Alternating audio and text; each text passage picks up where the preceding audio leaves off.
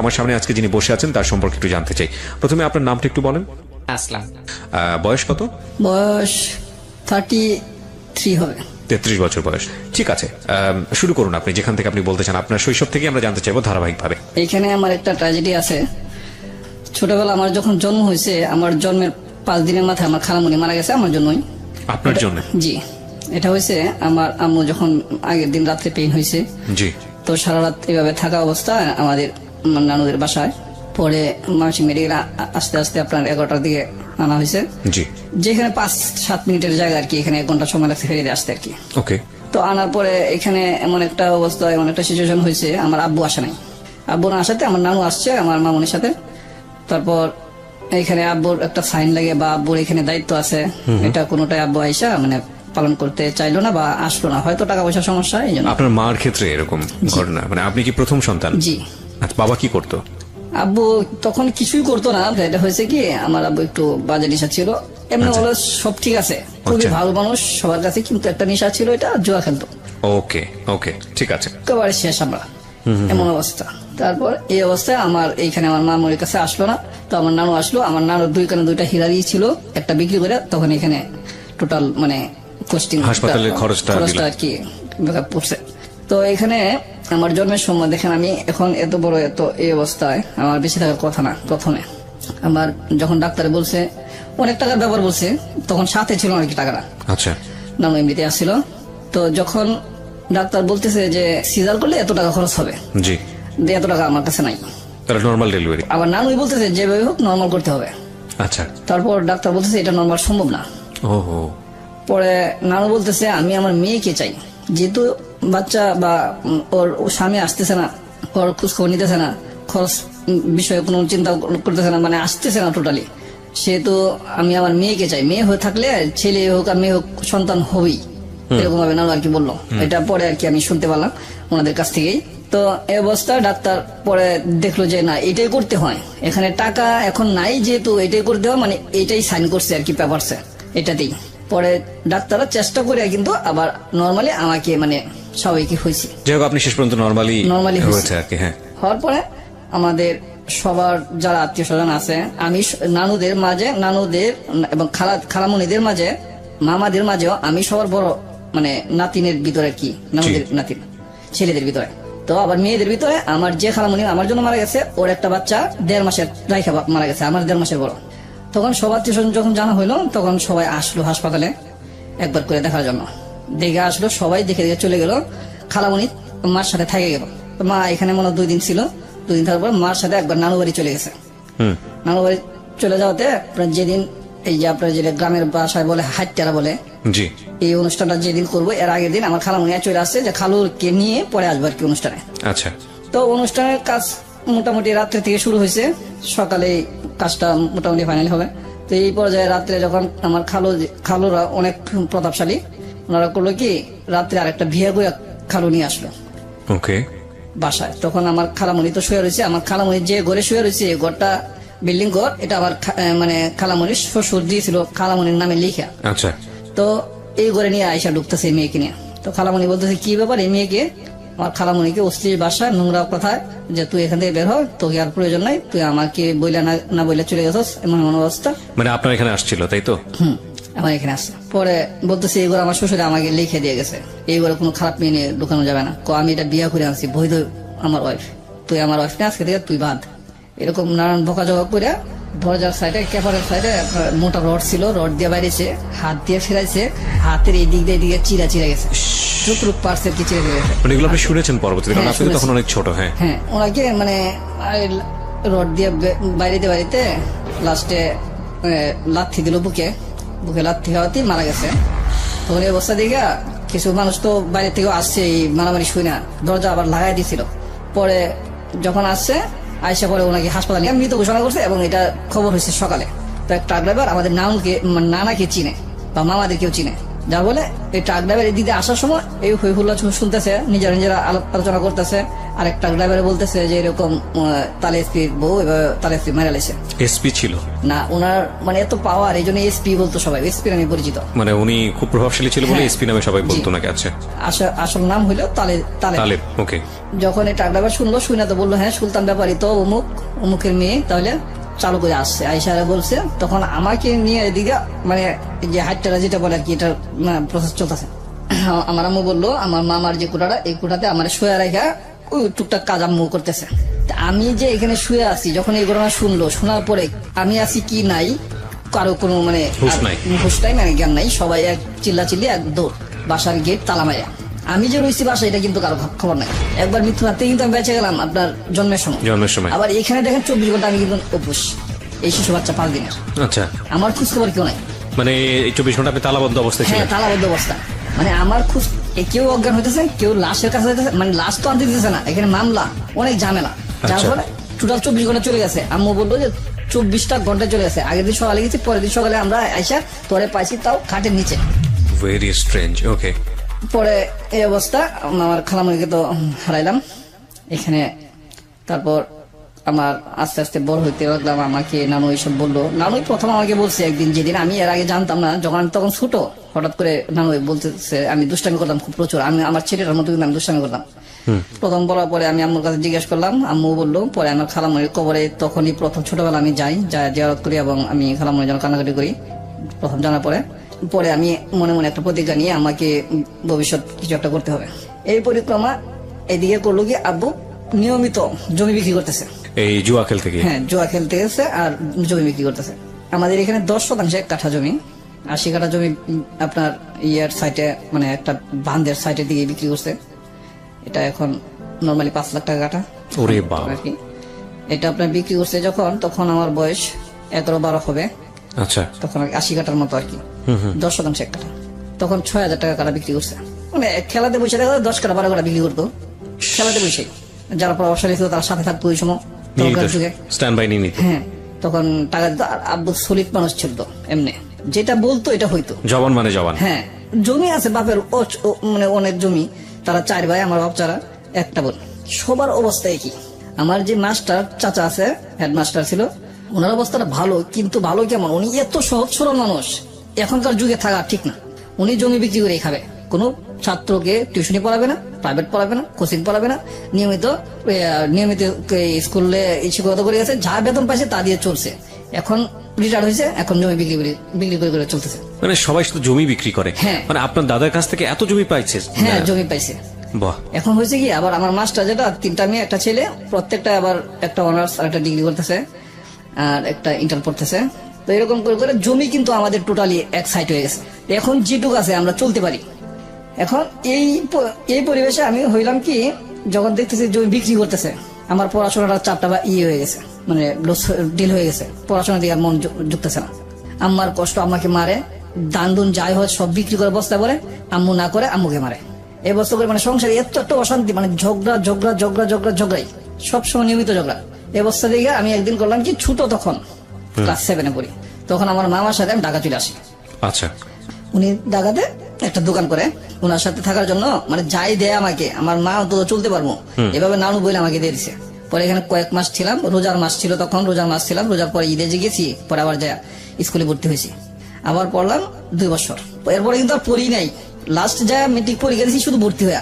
এরপরে আসছি আপনার আইসাম প্লাস্টিক কারখানায় ঢুকছি। এখানে বেতনটা ভালো, টাকা পয়সার এমন ভালো যে সংসার চালাইতে পারবো। এই অবস্থা করে আমি টাকা কামাই করি। তখন থেকেই আমি যেখানে ছিলাম, ইসলামবাগ কামালবাগ, ওইখানে 20,000 টাকা শতাংশ জমি আমি তখন পাইছি। আচ্ছা, ইসলামবাগ কামালবাগে? জি। ওরে বাবা। 4,000-5,000 টাকা মাস আমার থাকতো তখন। কিন্তু ওই যে টাকা বাড়িতে বাড়াইছি, বাবা আমার কষ্ট। বাবা এমনি খুব ভালো ছিল, জয় কিন্তু ঠিক আছে, কিন্তু আমি মানে এতটুকু কঠোর হইতে পারি না যে বাবাকে না দিয়ে থাকতে পারি নাই। ঝাঁকা মাসে তাই দিয়ে দিছি। তো ওইদিকে আমি কিছু করতে পারলাম না। লাস্ট বাড়িতে যাই, এই অবস্থা, ঝগড়াঝাটি। পরে যখন এখানে থাকতেছি প্লাস্টিক কোম্পানিতে, থাকতে থাকতে এক সময় ওনাদের তো যা দিতে আসি, যখন যাই বাড়িতে এত ঝগড়া, এইগুলি ঝগড়া শুনতে শুনতে মানে মাথা যেন আমার কাজ করে না। আমি চাই একটু শান্তি। তারপরে হঠাৎ করে এখানে আমার এই যে কোয়ার্টারে থাকি, ওইখানে ছেলেটার সাথে মানে ছোট বাচ্চাটার সাথে ঝগড়া হইতেছে, তখন আমি যা ফিরাইলাম আর কি। ফিরে বললাম, কি বাবু বাবু তোমরা এভাবে ঝগড়া করতেছো কেন? এই অবস্থা করে ঝগড়া ছুড়ে তখন এই দুটাকে আমি সেভ করলাম, হ্যাঁ চলে গেল। হ্যাঁ তখন একটা বাচ্চা যখন যেটা ছোট আর কি, এটা একটু মার বেশি খাইছে, হ্যাঁ তো এটা তার মাকে নিয়ে আসছে, আচ্ছা, যে এখানে সে আপনাকে জিজ্ঞেস করছে আর হ্যাঁ, কি। কি ঘটনা হয়েছে না হয়েছে জানার জন্য আর কি। Okay, যে fine. ফিরে দিচ্ছে তার কাছে নিয়ে আসছে, তো আমার কাছে নিয়ে আসছে। আমি টোটাল বললাম যে এই ঘটনা আমি কিছু জানি না, আমি শুধু দেখছি ঝগড়া করতে, ফিরে দিচ্ছি জাস্ট। আমি পরিচয় দিলাম যে এখানে গুড্ডু ভাইয়ের আপনার ইয়েতে থাকি, Quarter-এ। থাকি আমি প্লাস্টিক কারখানা একটা চাকরি করি।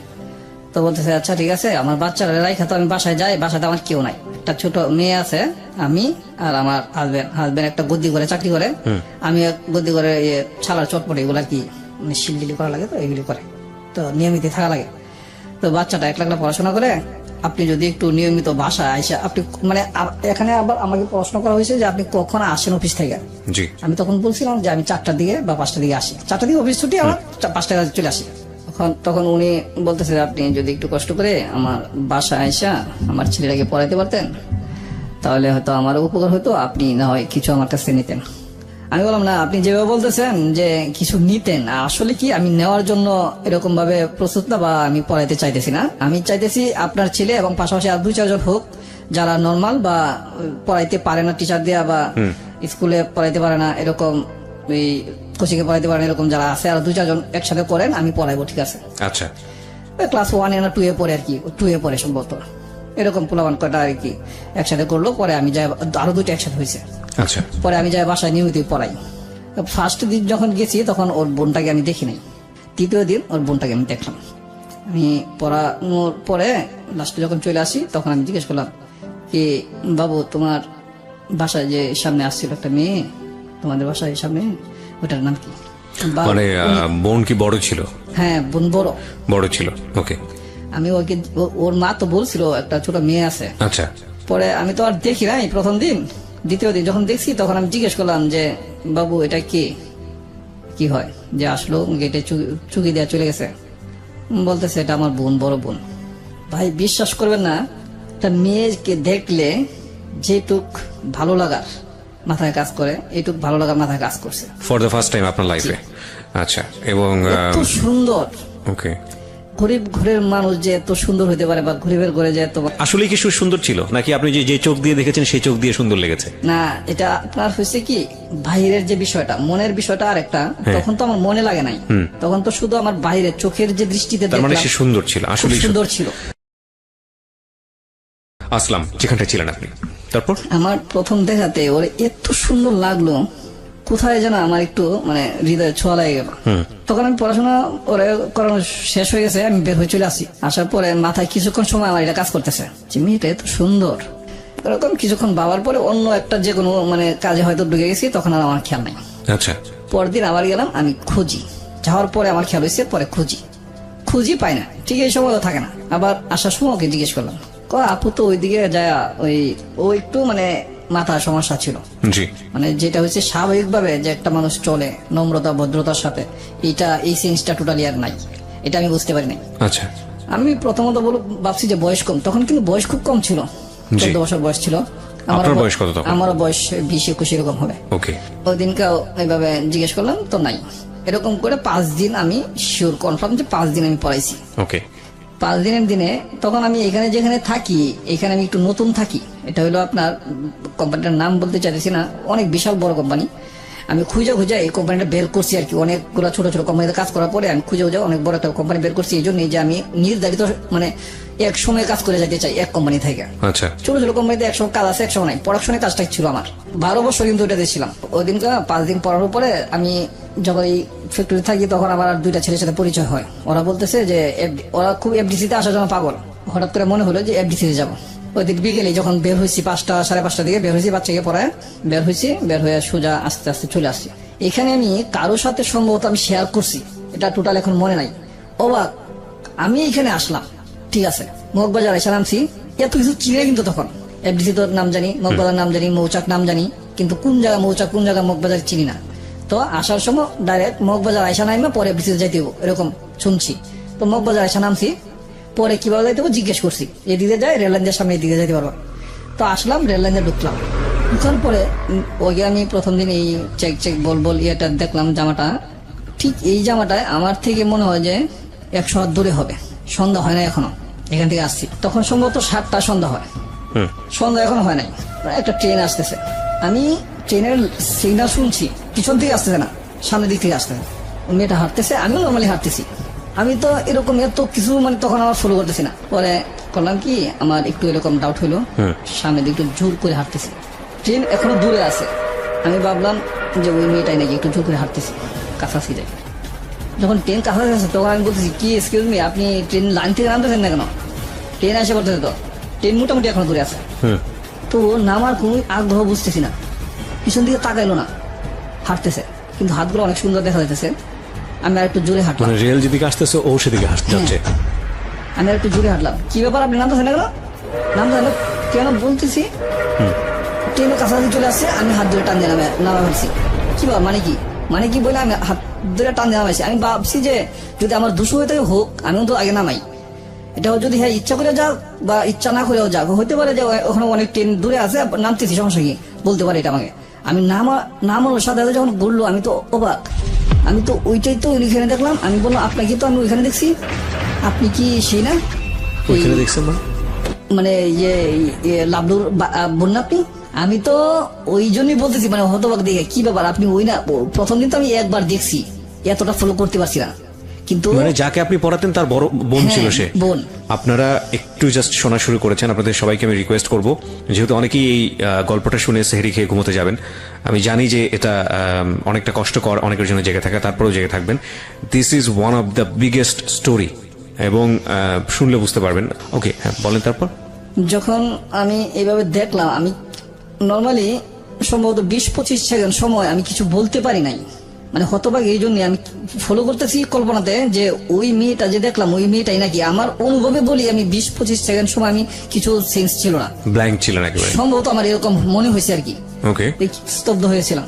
তো আমি তখন বললাম, তৎক্ষণিক বললাম যে কি ব্যাপার, আপনি যে সেই মেয়ে লাবলুর বোন আপনি? কিছুক্ষণ চুপ রইলো, আবার জিজ্ঞেস করলাম, আবারও চুপ রইলো। থার্ড বার যখন জিজ্ঞেস করলাম তখন বলছে, হ্যাঁ।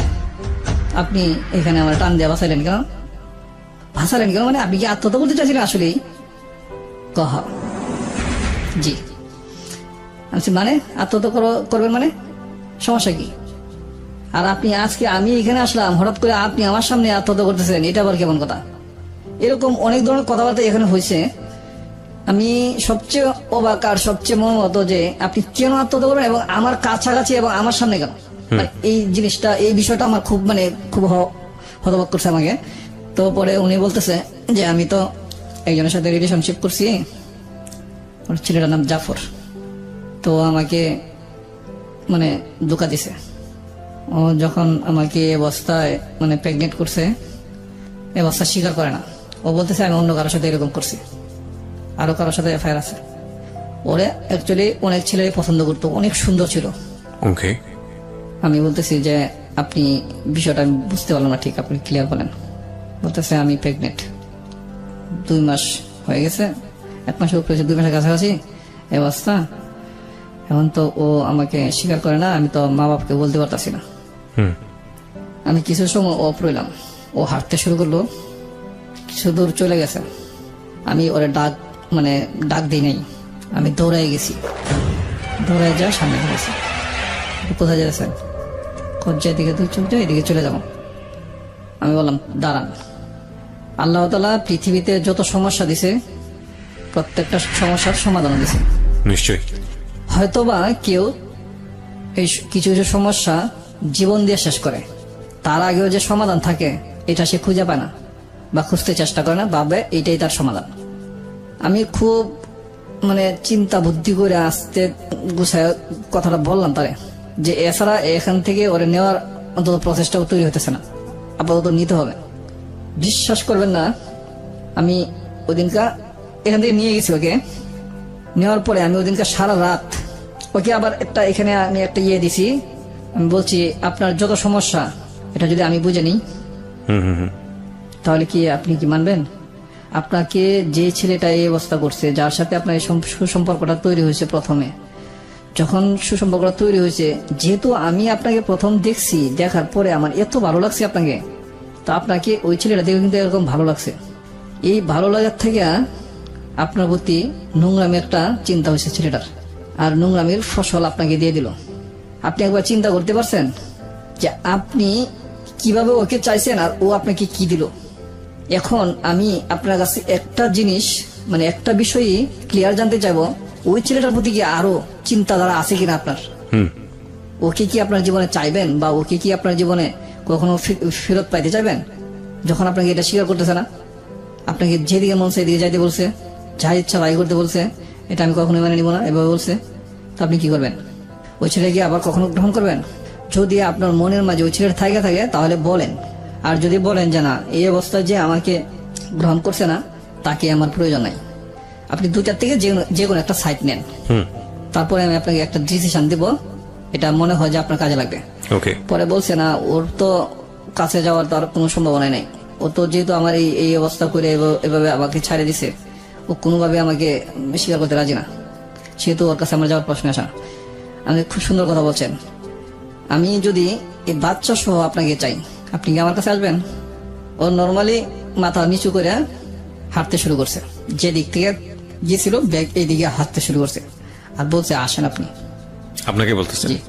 তখন আমি বিষয়টা দেখলাম যে মোটামুটি সফট বা নর্মাল হয়েছে। তখন আমি যখন হাঁটতেছি, নানান অন্য বিষয়ে কথা বলতেছি, বলতে বলতে দেখি যে মোটামুটি নর্মাল, স্বাভাবিক হয়েছে। বাসায় নিয়ে আসলাম, নৌকা দিয়ে পার করে দিলাম। বাসা মানে কি ওর বাসা না আপনার বাসা? না, ওদের বাসায়। ওদের বাসায়। নৌকা দিয়ে আমি পার করে দিলাম, আমার বাসা ওদের বাসা পাশাপাশি, বেশি দূর না। তা আমি ওকে পার করে দিলাম, আমি এদিকে থাকলাম।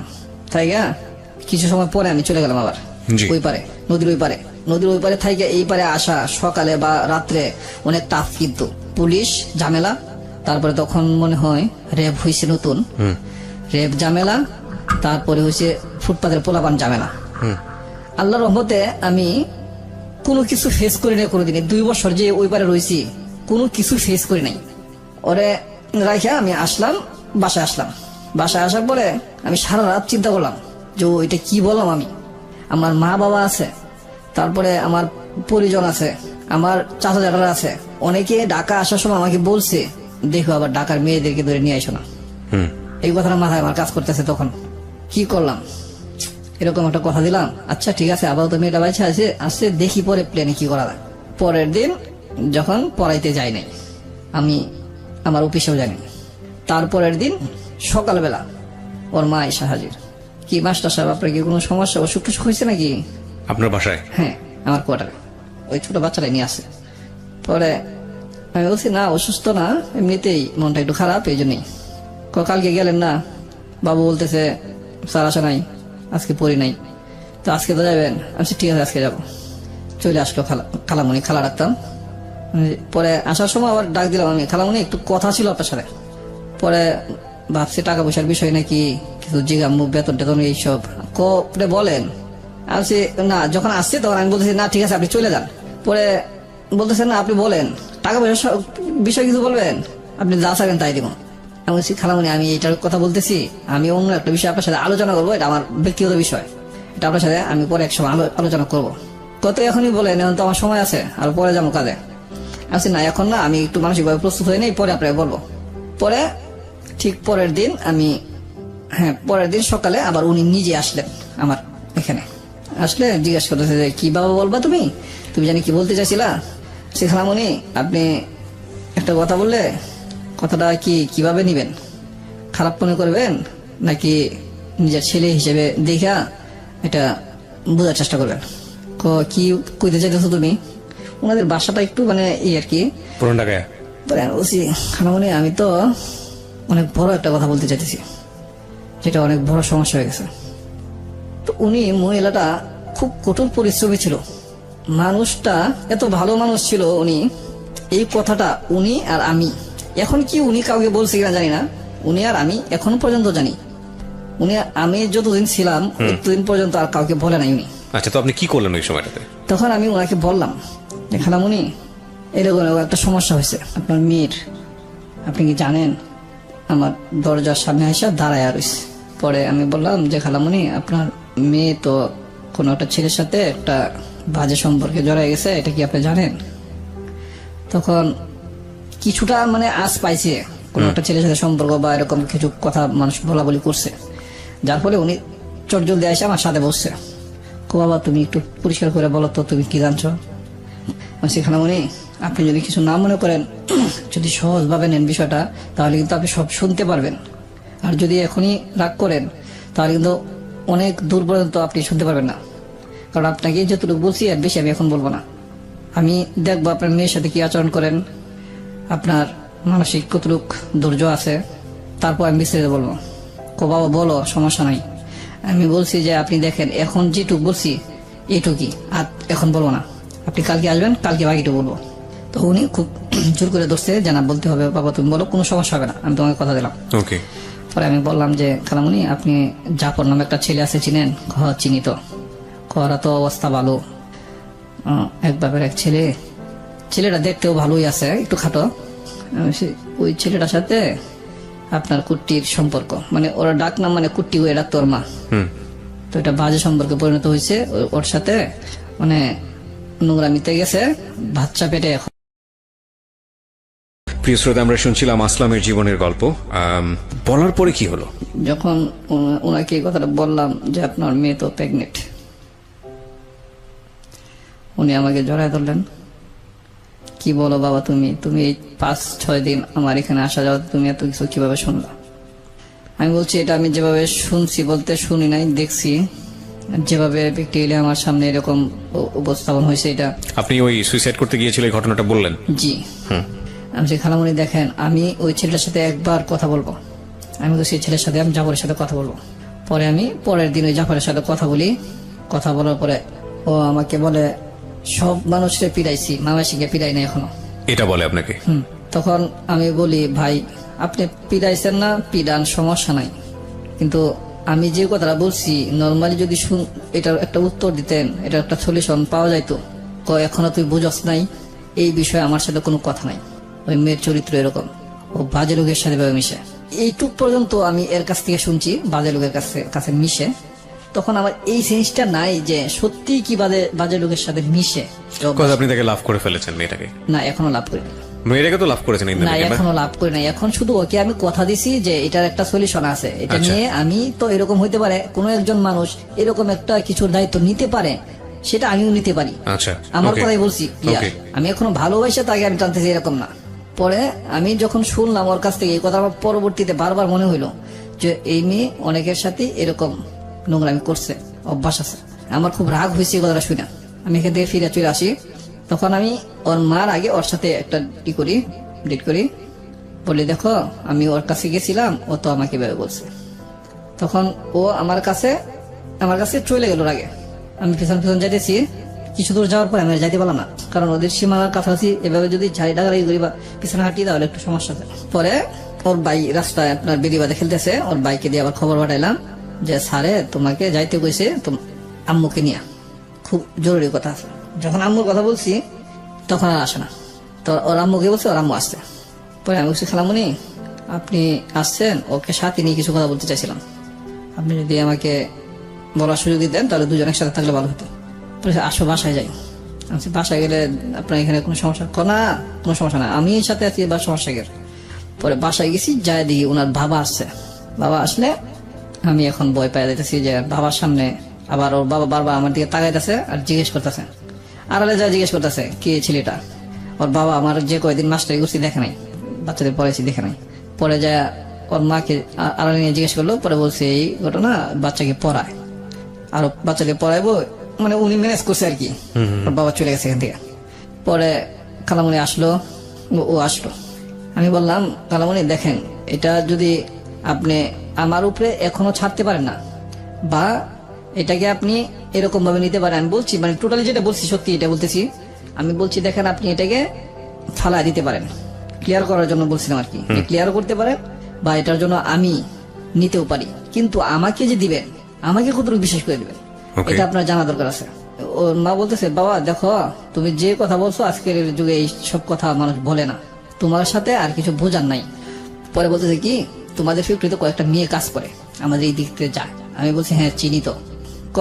ও যখন বাড়িতে থাকে একলা থাকে, অন্যদের সাথে আড্ডা দেয়, ফালতুমি করে, এসছে তুমি তোমার এখানে নিয়ে কাজ দেও একটু। পরে ঠিক তাই করলাম, যে তোমার এখানে থাকলো, তোমাকেও দেখলো, তুমিও দেখলা, তুমিও চিন্তা জানলা, তোমাকেও হ্যাঁ চিহ্ন জানলো। পরে ঠিক তাই করলাম, আমার কারখানায় আমার ফ্যাক্টরিতে নিয়ে কাজে দিলাম। ওইখানে কাজ করে ওর সাথে আমার কোনো পরিচয় নেই, দূর থেকে ও যা দেখে আমাকে আমি ওকে তাই দেখি, কথা নাই, কোনো পরিচয় নেই, এরকম একটা ভাব। 1 মাস হয়েছে, তখন তো ওইদিকে আগায় গেছে, বাচ্চা বড় হওয়ার ব্যাপার। বাচ্চার বড় ব্যাপার। পরে 1 মাস থাকার পরে এখানে একটু সুসম্পর্ক আমাদের দুজনের ভিতরে হয়ে গেল। এই 1 সপ্তাহ পরে থেকে কথাবার্তা চলে। ম্যানেজার 2 জন ছিল, করিম ভাই, কবির ভাই মারা গেছে, আল্লাহ ওনাকে ভালো জায়গায় রাখুক। ওনাদের সাথে সবসময় থাকতাম আমি, ওনাদের অফিসে শুইতাম আমি বেশিরভাগ নাইট পড়তো আর কি। নাইট করা হইলে 2টার পরে শুইতে হইতো, 2টার পরে ওনাদের অফিসে শুইতাম আমি ওনাদের সাথে। তা একদিন কবির ভাই ডাইকা নিল, এইখানে বসে তুই কাজ করবি আর ওরা ওইদিকে ওই রুমে করবো। কেন ভাই? ও এত নম্র ভদ্র ব্যবহার দেখাইছে অফিসে, এর চেয়ে ভালো ভদ্র ব্যবহার হইতেই পারে না। একটু দুষ্টামি করে আর কি, দুষ্টামি এরকম, কিন্তু এটা একটু খারাপও লাগে। আবার অনেক সময় মনে করি যে বড় ভাই হিসাবে এরকম মানে চোর দেয়, একটু হাতে ধরে টান দেয়, এরকম কিছু টাইপের আর কি। এত নোংরামি কিছু না, অন্য কিছু বোঝা যায় না। তা আমি যে আগে পছন্দ করি বা ও আমাকে এখন পছন্দ করতেছে, অলরেডি পছন্দ করা শুরু হয়ে গেছে, কিন্তু আগে তো কথা দিলাম এরকম, পরে এইভাবে অলরেডি পরে পছন্দ করা শুরু হয়েছে। এত ভালো লাগে। পরে কবির ভাই এটা ফলো করলো, নিয়মিত আসি, খোঁজ খবর নেই, তুই এখানে একলা বসে অফিসে কাজ করবি, মাল কিছুগুলো আইনে দিল এখানে আর ওরা ওইখানে করবো। কেন ভাই আমি এখানে কেন? তো উনি যা বললো আর কি এটাই, যে তুই ওদের চেয়ে সম্পূর্ণ আলাদা, সব দিকে আলাদা, তোর সাথে কথা বলার কেউ নাই, মানে তোর যে চেহারা সুন্দর, যে গেট আপ, এই গেট আপে তোর সাথে কথা বলার কোনো লোক নাই। একমাত্র আমার টার্গেট করছে আমি একটু ভালো পরিবেশে থাকতাম আর কি। ওকে, আমাকে টার্গেট করছে এবং আমাকে ডাইকে আনছে, ডাইকে আনা মানে আমাদের দুজনে আর একটু মানে পরিষ্কার হইতো আর কি। সে যে সত্যি মানে কবির ভাই চাইতেছে যে আমার সাথে ওর কি মানে টোটাল সম্পর্কটা কি জানার জন্য আর কি এখানে আলাদা আনছে এবং আমাকে ডেকে আনছে। তো জিজ্ঞেস করলো, পরে আমি ক্লিয়ার বললাম যে ভাই চয়েস করি। ও কি চয়েস করে কিনা আমি জানি না। তো ওকে জিজ্ঞেস করলো 100 বার, ও বলে নাই। পরে আমাকে বলতেছে, তুই যদি ওকে ভালোবাসিস, চয়েস করিস, ওর দায়িত্বটা আমি নিলাম, তুই ওকে হাত ধরে নিয়ে যাবি নান্নার বিরিয়ানিতে, যা বিরিয়ানি খাওয়াবি। এদিনকার ফ্যাক্টরিতে ফার্স্ট মানে এটা এমন ভ্রাষ্ট হয়েছে, যেহেতু ম্যানেজার বলছে হাত ধরে নিয়ে যা বিরিয়ানি খাওয়ার জন্য, এরপর ওর সাথে আবার রিলেশন আছে, ও জানে আমিও জানি, ও তো চয়েস করেই, কিন্তু এখানে প্রকাশ করতেছে না আর কি।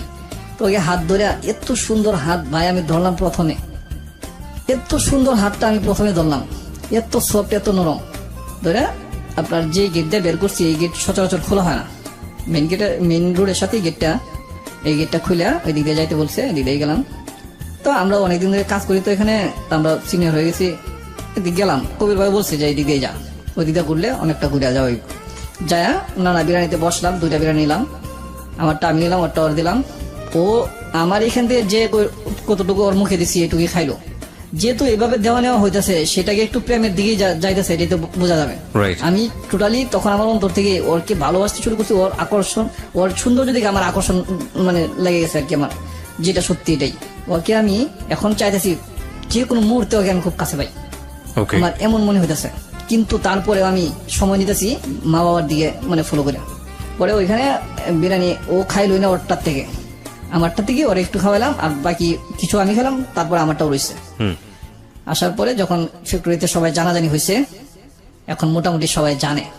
কবির ভাই আমাকে বলতেছে, আমি এটা মানে ব্রাশটা করলাম এই জন্যই যাতে অন্য কেউ ডিস্টার্ব না করে, তুই চয়েস করস তোর মানুষটাকে যাতে অন্য কেউ ডিস্টার্ব না করে। অন্য কেউ হয়তো চাইবো, আরো যারা মেয়েরা আছে অনেকে ডিস্টার্ব করে, অনেকেই মানে আপনার প্রপোজ করে হয়তো, বা কেউ সারা দিচ্ছে কেউ দিচ্ছে না এরকম। আবার কবির ভাই বলতেছে, তোরটাকে কেউ সারা দেওয়ার মতো বা তোরটাকে কেউ প্রপোজ করার মতো সাহস তোর আছে আমার বোঝা যাইতেছে না, কারণ যে মানে সুন্দর জিনিস বা এরকম ভাবে বলতেছে, আমি মানে বাংলা ভাষায় যেটা আগে বলে। পরে ওইখান থেকে বিরিয়ানি খাওয়ার পরে ওইদিনকে আসলাম, আইসা সবাই জানলো বিষয়টা। জানার পরে আমি কোয়ার্টারে যাই নিয়মিত আসি। পরে ওইদিকে আমাকে পোলাপান কয়টা আটকাইলো, ওই দিকে ছেলেরা আর কি আটকায়, বলতেছে মানে জাফরের সাইড না, এটা হচ্ছে অন্য ছেলেরাও ওকে চয়েস করতো আর কি। ওই ছেলের সাইডে কয়েকটা ছেলে আটকায় বলতেছে, কিরে তুই কি এখানে থাকবি নাকি হারা যাবি আপনাকে? জি। তখন আমি ওনাদেরকে খুব সলভ ভাষায় খুব সুন্দর করে বললাম, দেখেন ভাই আপনারা যে বিষয়ে বলতেছেন আমি বুঝতে পারছি, বিষয়টা এমন একটা কঠিন পর্যায়ে দাঁড়াইছে, এই অবস্থাটা থেকে উত্তীর্ণ হওয়ার মতো কোনো পথ আমি খুঁজে পাইতেছি না। আপনারা যদি একটা পথ দেখান তাহলে আমি সেই পথে হাঁটবো, একটা পথ দেখায় দেন। ওই জাফরে যেভাবে কথাটা বলছিল আমার বাসায় তুই বুঝিস না, ওই পোলাপান গুলো একই অবস্থা। মানে প্রতি উত্তরে যে কি তুই তো করে যেটা- উত্তর উত্তর অনুযায়ী কি আনসার করতে হবে ওইটা না, তাদের যেটা কথা সেটাই। তোকে কি প্রথম বলছি বুঝস নাই, ঠিকঠাক থাকবি নাকি হারা যাবি মাঝখান থেকে, একই কথা। আমি বললাম ঠিক আছে, আমি মনে মনে বুঝতে পারলাম আর কি যে ওদের মাথা ঠিক নাই। তো আমি এই জন্যই বললাম মনে মনে যে আচ্ছা ঠিক আছে, ওদের কাছ থেকে আগে সেফ হই, পরে আমি চিন্তা করি অন্য কিছু। তো ওদের কাছ থেকে আমি চলে গেলাম, আমি বললাম ঠিক আছে ভাই, আমি এখন থেকে আপনাদের কাছে চলে গেলাম, আপনারা আমাকে দেখবেন না এখানে। এই কথা বলে আমি চলে গেলাম আমার অফিসে, ওইখানেই থাকি। পরে থাকি, ও তো নিয়মিত যাইতে আছে, ও যে কোথায় যায় কাজ করতে এটা কিন্তু আবার ও যাওয়া জানতো না, আমাদের অফিসে যে আসতেছে। পরে নিয়মিত আসতেছে, আমি শুই, যে গেট দিয়া ঢুকে ওরা, গেট দিয়া ঢোকার পরে একটা গল্লি আছে, গল্লির মাথায় একটা রুম আছে, রুমের দরজায় দিক দিয়ে আবার এই দরজা সোজা আমি শুই, ফ্লোরের মাঝে শুই, কিন্তু সবাই সব শ্রমিকরাই সব ওয়ার্কাররা ওকে। ফ্লোরের মাঝে শুই। আমার আবার একটা এক সিঙ্গেল তোষকের বিছানা ছিল, ওইটা আমি বিছাই এখানে দরজা সোজা শুই। তো এখানে এই দিক দিয়ে প্রতিদিন যাওয়া আসা যখন করে তখন দরজাটা আমি খুলে রাখি শোয়ার Okay. সময় আর কি, আমি তখন নাইট করি। জি। তো এমনি ওর সাথে বলা থাকে আগে যে আমি এই দিক দিয়ে শুইছি, আগে থেকে বলা ছিল যদি তুমি কথা বলতে চাও বা কিছু বলার থাকে তুমি এই দিক দিয়ে এসে বলে যাও, আমি নাইট করতেছি তো তোমার সাথে দেখা করতে পারবো না, দিনে কথা বলতে পারবো না, শুয়ে থাকবো ঘুমাবো। তো ও সকাল যখন 8টা বাজে আসে, একটু ফার্স্ট টাইম চলে আসে একলা করিয়া, অন্য মেয়েদের সাথে আর আসে না। আইসা এখানে মানে প্রথমে একটু দুষ্টামি করে, মানে গেট টান দিয়ে খোলা থাকে তো, গেট টান দিয়ে একটু নাকে ধরে বা এরকম দুষ্টামি, এরকম টাইপের দুষ্টামি করে পরে ডাক দেয়, ডাকে আমাকে, পরে কিছুক্ষণ কথা বলি। তো এইভাবে কিছুক্ষণ কথা বলি, ও ডিউটিতে চলে যায়, আমি আবার শুয়ে ঘুমাই। তো আমার আবার বিকেল 4টা থেকে ডিউটি, বিকেল 4টা থেকে রাত্রে 4টা পর্যন্ত এইভাবে শিফট করা হয়েছে। তা আমি বিকেল 4টা ধরি ঠিক আছে, কিন্তু ছাড়ে দেই 12টা 1টা বা 2টা বাজে, 2টা বাজে আপনার টিফিন করে শুয়ে পড়ি, এমনি গল্প টল্প করি বা ফোনে কথা বলি, ফোনেও আবার কথা হয় তখন। আচ্ছা। আমাদের ম্যানেজার ভাইয়ের ফোন ছিল, আর ওদের বাসায় একজনের ফোন ছিল ভাবির, ওই ভাবির না তো ভাইয়ের, মানে ভাবির কাছে হেল্প নিয়ে ভাইয়ের কাছে দিত, ভাইয়ের কাছে নিয়ে দিত। তো আমি কবির ভাইয়ের ফোন দিয়ে কথা বলতাম, কবিরের ফোনটা আমি কথা বলতে ডিস্টার্ব করে ফেলেছি, তো ওর ফোন দিয়ে কথা বলি রাত্রে 12টার পরে বা 1টার দিয়ে কথা বলি। এভাবে বলতে বলতে তা 1 মাস কয়দিন 4-5 দিন চলে গেছে। এখন ওখান থেকে এভাবে কথা বলতে বলতে 1 মাস 7-8 দিন হয়েছে। তো একদিন ওকে নিয়ে বের হইলাম ঘুরতে, ঘুরে ঘুরে আসার পরে সন্ধ্যার দিকে ওর মার সাথে মিরপুর হাসপাতালে দেখা, ওকে যায় আগায় দিয়ে আসবো, মানে নদীর এই পার থেকে নৌকাতে উঠায় দিয়ে আসবো, এই দিকটা যাইতে হয় আর কি, মিরপুর হাসপাতালের ভিতর দিয়ে যাই। পরে ওর মা এখানে দাঁড়ানো, জিজ্ঞেস করলাম কি হয়েছে খালামণি এখানে আপনি, ওর আব্বুর অবস্থা তো ভালো না, ওরা তো হাসপাতালে ভর্তি করছে না। আগে একবার মাছ দাদা নিয়ে গেছিলাম, ওদের জমি ছিল এখানে, আপনার বাবুবাজার জমি ছিল 4-5 শতাংশের মতো, ওইটা বিক্রি করে মাছ দাদা নিয়ে চিকিৎসা করছে ওর বাবার অবস্থা ভালো, কিন্তু এই যে আমি এই যে খালামণি ডাকতেছি উনি কিন্তু দ্বিতীয় সংসারের মহিলা, আর এই মেয়েটা আর 2টা বাচ্চা দ্বিতীয় সংসারে, এগুলা ওর আব্বুর অবস্থা কিন্তু ভালো ছিল আগে। আচ্ছা।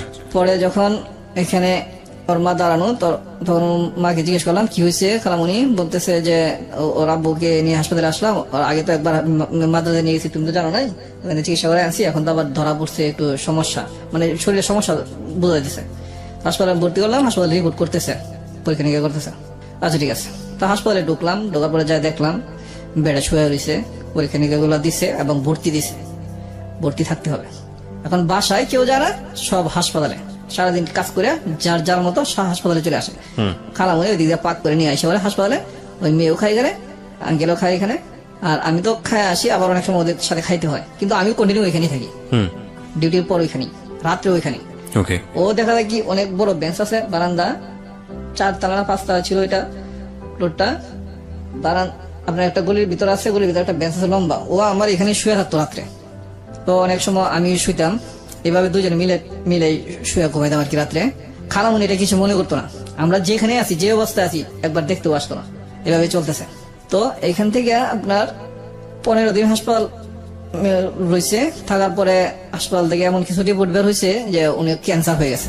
আরেকটা বিরতি, আমি আরজি কিবরিয়া রয়েছে আপনার সঙ্গে এবং আসলাম রয়েছে আজকে আমাদের সঙ্গে। জি বলুন। তারপর তখন ওনার আব্বার ক্যান্সার ধরা পড়লো, এবং এটা ক্যান্সারটা হয়েছিল আপনার গলার নিচে এরকম বড় টিউমার হয়েছিল, এটার ভিতরে প্রচন্ড এটা দেখে টিউমার ধরা পড়ছে। পরে খুব অল্প সময় আর কি বাঁচবো এরকম, সম্ভবত 21-22 দিনের মতো সময় দিছে। এই ডেটের ভিতরে উনি মানে দুনিয়া মারা থেকে যাবে। মারা যাবে। আঙ্কেলকে নিয়ে ওরা চিন্তিত, কিন্তু এই সমস্যাটার কথা ডাক্তার আমার সাথেই বলে, আমাকে ডাইকা নিছে। মানে আমি সব- আপনাকে বলে, আপনি এটা জানাননি? হ্যাঁ, আমি জানাই নাই। আমি কন্টিনিউ এখানে থাকি, তো আমার এখানে আইসা বলতেছে কি হয় না হয়, ডাক্তার বলতেছে একজনে এরকম ভাবে সবার পরিচয় দিল, উনি কি হয়, উনি আমার মেয়ের জামাই আগেই বলছে। হুম। পরে আমাকে ডাইকা নিয়ে বললো, দেখেন আপনাদের এটার আগের রিপোর্ট গুলো দেখছি, এখন আমরা নতুন করে রিপোর্ট করছি, এটা অ্যাকচুয়ালি যেটা হয়ে গেছে, ওনারা যে রিপোর্টটা দিছে এটা হয়তো আপনারা সবাই এতটা শিক্ষিতরা বুঝেন নাই। এটা মানে মৃত্যু অবধারিত, খুব সামনাসামনি, কাছাকাছি। ঠিক 21 দিন পরই ফজরের টাইমে একটু আগে দিয়ে মারা গেছে। আপনি জানাননি ফ্যামিলিকে? আমি আর জানাই নাই। তো যেদিন মারা গেছে সেদিনকা, সরি এখানে একটু বাকি পড়ছে আমার, বলতে ভুলে গেছিলাম। এটা হচ্ছে এখানে যেদিন রিলিজ দিয়ে দিব ওই দিনকার যখন আমি গেছি আমার ডিউটি শেষ করে, তখনকার উনি আমার হাত ধরে, আমি যাই দেখি 2টা বেড ছিল, একটা বেডে উনি শুয়ে আছে আর একটা বেডে দিকে খালি ছিল। তো উনি যখন শুয়ে আছে তখন কিন্তু কথা বলতে পারে। আবার আমি যখন গেছি তখন আমার আঙ্কেল বসে বসো, তখন খালামণি এই দিক দিয়ে বসে ছিল, একটা বেডের এদিকে একটা বেড খালি ছিল, আর এই বেডটি এই সাইডে বসে ছিল আমার, মানে ওই শামসুন্নাহার বসে ছিল। তখন আমার খালামণি ওইটা জায়গা দিল বসার জন্য। আমি দাঁড়ায় রয়েছি, আমাকে আঙ্কেল বলতেছে বসো বাবা বসো, তোমাকে আজকে একটা কথা বলবো। আমি বলছি, কি বলবেন আঙ্কেল বলেন, আপনি তো প্রত্যেক দিনই কথা বলতেছেন, এখন আবার আজকে একটা কথা কি বলবেন। পরে উনি আমার হাতটা ধরলেন, হাতটা এত ঠান্ডা। পরে বলতেছেন যে দেখো বাবা, তুমি কে, তোমার বাড়ি কোথায়, চিনি না, তুমি আমার জন্য আমার মেয়ের জন্য যা করছো সব আমি শুনছি, তো আমার মেয়েটা ইতিম হয়ে যাইব। তুমি তো যদি মনে করো আমার মেয়েটা ইতিম, আমার ইতিম মেয়েটার জন্য তুমি সর্বোচ্চটুকু ত্যাগ যতটুকু দিতে পারো তুমি বাবা দিবা, যার জন্য কিবরিয়া ভাই আমি এত কষ্ট করছি। যখন এই কথা বলছে আমার চোখে দিয়ে পানি এমনিতে টলমল করতেছে। যখন উনি বলছে যে তুমি তো জানো ও এতিম, এই কথা কিন্তু বলছে, মানে আলটিমেটলি আপনি যে জানতেন বিষয়টা সেটা উনি জানতেন। উনি জানে না গেছে আমি কিভাবে, এই জন্যই আমি চোখে পানি পড়তেছে আমার বেশি। উনি কিভাবে বুঝলেন, ডাক্তার কিন্তু ওনার সাথে বলে নাই, কিন্তু ওনার মনেই ডাক দিছে। যেদিনকে রিলিজ দেবো এদিনকা এই ঘটনা, যেদিন রিলিজ দেবো এর আগের দিন এই ঘটনা। তো আমাকে বলতেছে তুমি তো জানো এতিম গেছে নাকি, এতিম এরকম ভাবে বলছে। তখন আমি ওজোরে কাঁদতেছি, কথা বলার সুযোগ পাইতেছি না। আমি বলতেছি কথা, কিন্তু আমি বলছি আপনি এভাবে কেন কথা বলতেছেন।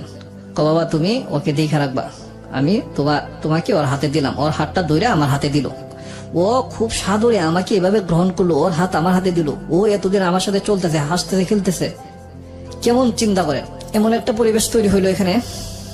খুব আমি মানে যেটা মানে সর্বোচ্চ মানুষের মানবিক দৃষ্টিকোণ থেকে একটু বিন্দু পরিমাণ যদি থাকে মানবিক দৃষ্টিকোণ, সেটাই আমার জাগ্রত হয়েছে। প্রচুরটা আছে আমার, কিন্তু কিছুটাও যদি থাকে সেটাই জাগ্রত হয়েছে এখান থেকে। আর পিছু হাঁটার মতো জায়গা নেই। আমার হাতে হাত দিয়া ওরা দিচ্ছি। এর আগে যে সিচুয়েশন গুলো আমি ওর প্রতি দুর্বল হয়েছি, ওর হাতে হাত ধরছি, ওর প্রতি যে আমার একটা আবেগ, আপনার এমনি অন্তরে আবেগ কি বলেন, আর যেটা মানুষ বলে যে পরিষ্কার ভাষায় যে অনেক সময় বলে যে সেক্সুয়াল একটা আবেগ, যেটাই বলেন, ওর প্রতি আমার অনেক ধরনের অনেক কিছু সৃষ্টি হয়েছে। অনেক সময় আমি একবার মনে বলে গেছি এখানে যে ওর প্রতি আমার এমন একটা আকর্ষণ তৈরি হয়েছে যে আমি এখনই ওকে চাই, খুব কাছে চাই। মানে কোনো কোনো সময় কোনো কোনো মুহূর্তে এমন ভাবে উপস্থাপন হয়েছে আমার সামনে, তার এক একটা পার্ট এক একভাবে আমি নিছি, এক একভাবে আমি তাকে আমি মানে গ্রহণ করতে চাইছি, এরকম ভাবে আমার মনের ভিতরে ও ডাকছে। তো ওকে আমি বললাম যে তুমি যদি তোমার বাবা যেভাবে বলছে তুমি যদি এভাবে রাজি থাকো, তোমার বাবার কথা আমি একমত, তোমার বাবার কথা আমি এক বিন্দু পরিমাণ ফালবো না, আমার জীবন দিয়ে হইলেও রাখবো, কিন্তু এটা যদি তুমি ঠিক রাখো তাহলে কিন্তু আমি ঠিক রাখবো।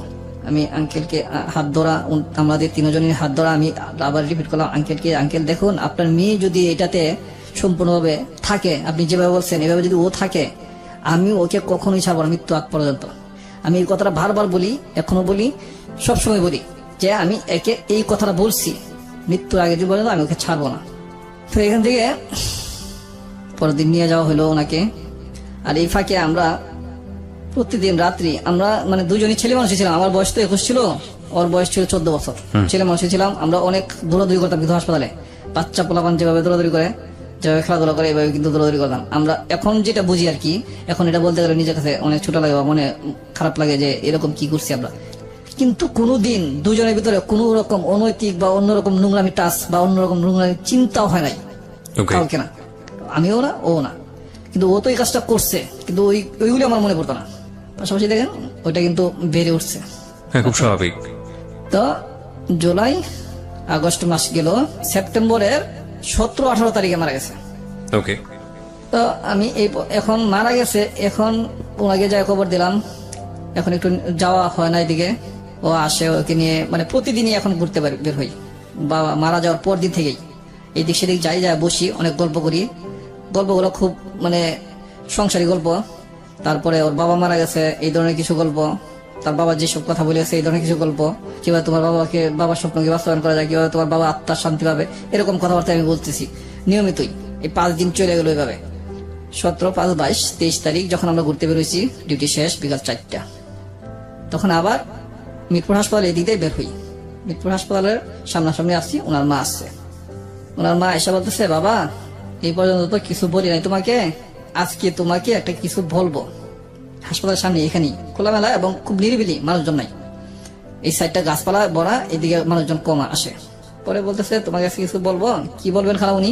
বলতেছে, আজকে ওরে তোমার হাতে তুলে দিলাম, তুমি ওকে নিয়ে যেদিকে যাইতে পারো, তোমার খুশি, তুমি ওকে রাখো, মারো আর বাঁচাও, যাই করো। আমি কিছুক্ষণ গভীরভাবে চিন্তা করলাম। এই দিয়ে কিন্তু আমার মা বাবা বা আমার আপনজন কেউ কিছু জানে না। কিন্তু কিছু জানেও না, এবং আমি ভুলেও গেছি মোটামুটি। প্রায় এই 1-1.5 মাস 2 মাস এই সময়টা আমি কিন্তু কোনো খোঁজ খবর নাই। খোঁজ খবর নাই, টাকাও পাঠাইনি। হুম। তো ওই সময় আমার বাড়ির অবস্থাটা তেমন একটা খারাপ না, এখন এই সময়টা একটু ভালো ছিল। আচ্ছা। ভালো ছিল বলতে, আমার বাবা আবার জমি বিক্রি করছে বাড়ি করার জন্য। হুম। বাড়ি করব, এর আগে দিয়ে আমার বাবা কিন্তু আমাদের অফিসে আসছিল টাকার জন্য। আচ্ছা। আসার পরে আমার বাবাকে ম্যানেজার বলেছে, আর ছেলে অনেক বড় হয়েছে, বিয়ে করেন না কেন? হুম। দুষ্টামি করে বলছে, যদিও আমার বসা নাই। হুম। ওই বিষয়টা মাথায় রেখে সম্ভবত আব্বু জমি বিক্রি করছে, জমি বিক্রি করে ঘর উঠানোর জন্য প্ল্যান করছে। হুম। তো এই ফাঁকে আমি ঢাকাতে যখন এই অবস্থা, আমাকে বলতেছে যে তুমি যাই করো, তোমার সিদ্ধান্ত, তুমি ওকে যেখানে নিয়ে যাও, বাঁচাও আর মারো। তো আমি কিছুক্ষণ স্তব্ধ থেকে নীরবে থেকে আমি বললাম, আন্টি দেখেন, এটা আসলে এরকম হয় না, এটার একটা মানে ডকুমেন্ট বা একটা থাকতে হবে, ইস্যু থাকতে হবে, ক্লিয়ার থাকতে হবে, আর নাহলে এটা খারাপ দেখা যায় সমাজের মাঝে, এটা খুব খারাপ দেখা যায়। আপনি এটা আমাকে ডকুমেন্টস করে দেন। পরে উনি বলছে, তোমার ইচ্ছা, তুমি যেভাবে করো আর কি। পরে আমি বললাম যে আপনি কালামণি আর 2 জন লোক নিয়ে আসেন, যেহেতু আমি শুনছি জানছি মানুষের কাছ থেকে বিয়ে করে সাক্ষী লাগে, মেয়ের পক্ষ 2 জন, ছেলে পক্ষ 2 জন। আমি বললাম, খালামণি আপনি যায় আর 2 জন লোক নিয়ে আসেন, আর আমি আমার ফ্যাক্টরি থেকে 2 জন ছেলে নিই, তো সাক্ষীগুলো নিয়ে আমি আজকে বিয়ে করব। 23 তারিখ বৃহস্পতিবার সন্ধ্যা 7টা। তো এই ফাঁকে আবার ওদেরকে, আমার বন্ধুদের ফোন করলাম আর খালামণিরা পাঠাইলাম বাড়িতে, বাসায় 2 জন লোক নিয়ে আসার জন্য। আমি আবার ওই ফাঁকে ওকে নিয়ে কিছু মার্কেটিং এ গেলাম। ভাবলাম আজকে যেহেতু বিয়ে করব, সাথে আবার টাকা আছে আমার, ভাবলাম আজকে যেহেতু বিয়ে করবো সেহেতু কিছু অন্তত ওকে দিই। তো ওর জন্য নাকের একটা ফুল কিনি যায়, আর ভালো একটা 3 পিস কিনি। আমার জন্য কিছু কিনি না। একবার আমার মনে হইলো, ও তো আমাকে বললো না তোমার জন্য তো কিছু কিনলা না, একবারই মনে হচ্ছে জাস্ট, এর বেশি আর মনে হয় নাই। আচ্ছা। এটা নর্মালি আমি নিয়ে নিছি যে অসুবিধা নাই। এই শুরু হলো কিন্তু আমার মনের বেদনা।